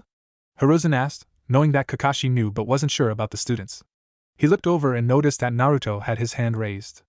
I'd suggest you bring more sealing scrolls than usual then. He grabbed a couple pieces of paper and wrote on them before handing them over to Kakashi and Naruto. Take those to the scroll shop and have the owner fill out that request. He can be reimbursed after the mission. You are dismissed, he said, waving his hand. Damn all this paperwork. Why did you have to die, Minato-san? He sighed after watching Team 7 leave and put his head into his hands. He heard a knock on the door and lifted his head. Enter. Naruto stood at the gates, gazing at the clouds. No wonder you do this, Shikamaru-san. It's quite relaxing. There was still roughly a half hour to kill before they had to travel to Yuzushiogakure, even though that was another 2-day travel. So Kurama, what should I expect from the ruins of Yuzushiogakure? He asked his newest friend. Honestly, I am not sure. I have not seen it since my first jailer left. That was a long time ago, long before the place was destroyed. The Demon Fox states, remembering the grandeur buildings and most importantly, the large impenetrable vault that only the Uzumaki clan could get into. However, I expect it to be quite exciting to see such a place of grandeur in ruins.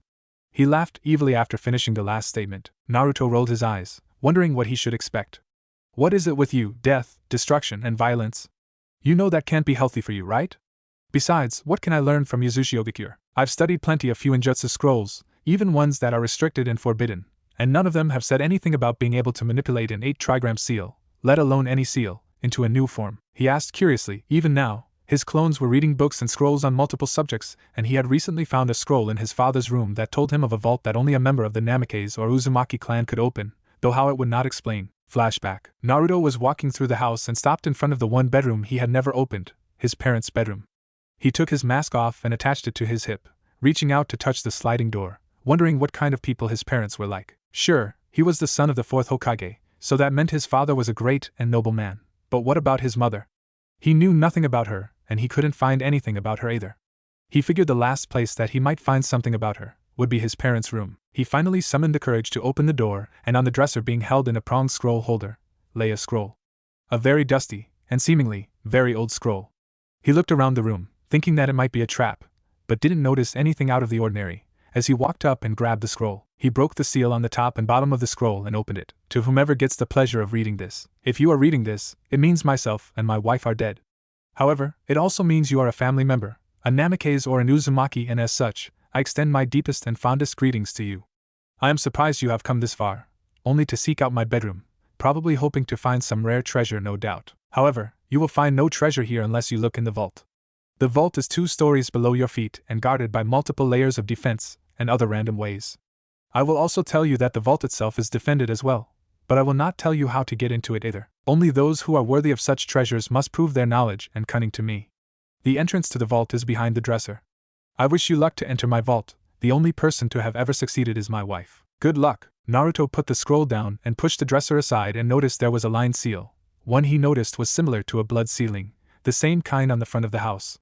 He bit his thumb and rubbed his blood over the line and watched as the sealing absorbed his blood before shining a bright light and opening a small passage before him. Remembering the words his father used, guarded by multiple layers of defense and other random ways, Naruto grinned and put his hands together. Tajikage Bunshin no Jutsu, multi-shadow clone jutsu. He turned to look at his 10 clones. Do your best to get to the vault without getting yourselves killed or deactivating any traps. Should one of you make it, put a Horatian seal on the vault door. Hi! Were the clones' responses before they walked into the passageway of the vault. End flashback. His clones still hadn't made it down the full 2 stories without disabling the traps, which he has learned how to recreate through the failings of his clones. Nothing is wrong with me, you condescending brat. I am Kurama, 9-tailed demon fox spirit. Of course I'm going to relish in destruction, hate, and death. I hate all you humans, with the exception of one, but he was more of a god than a human. However, that's a story for a later time.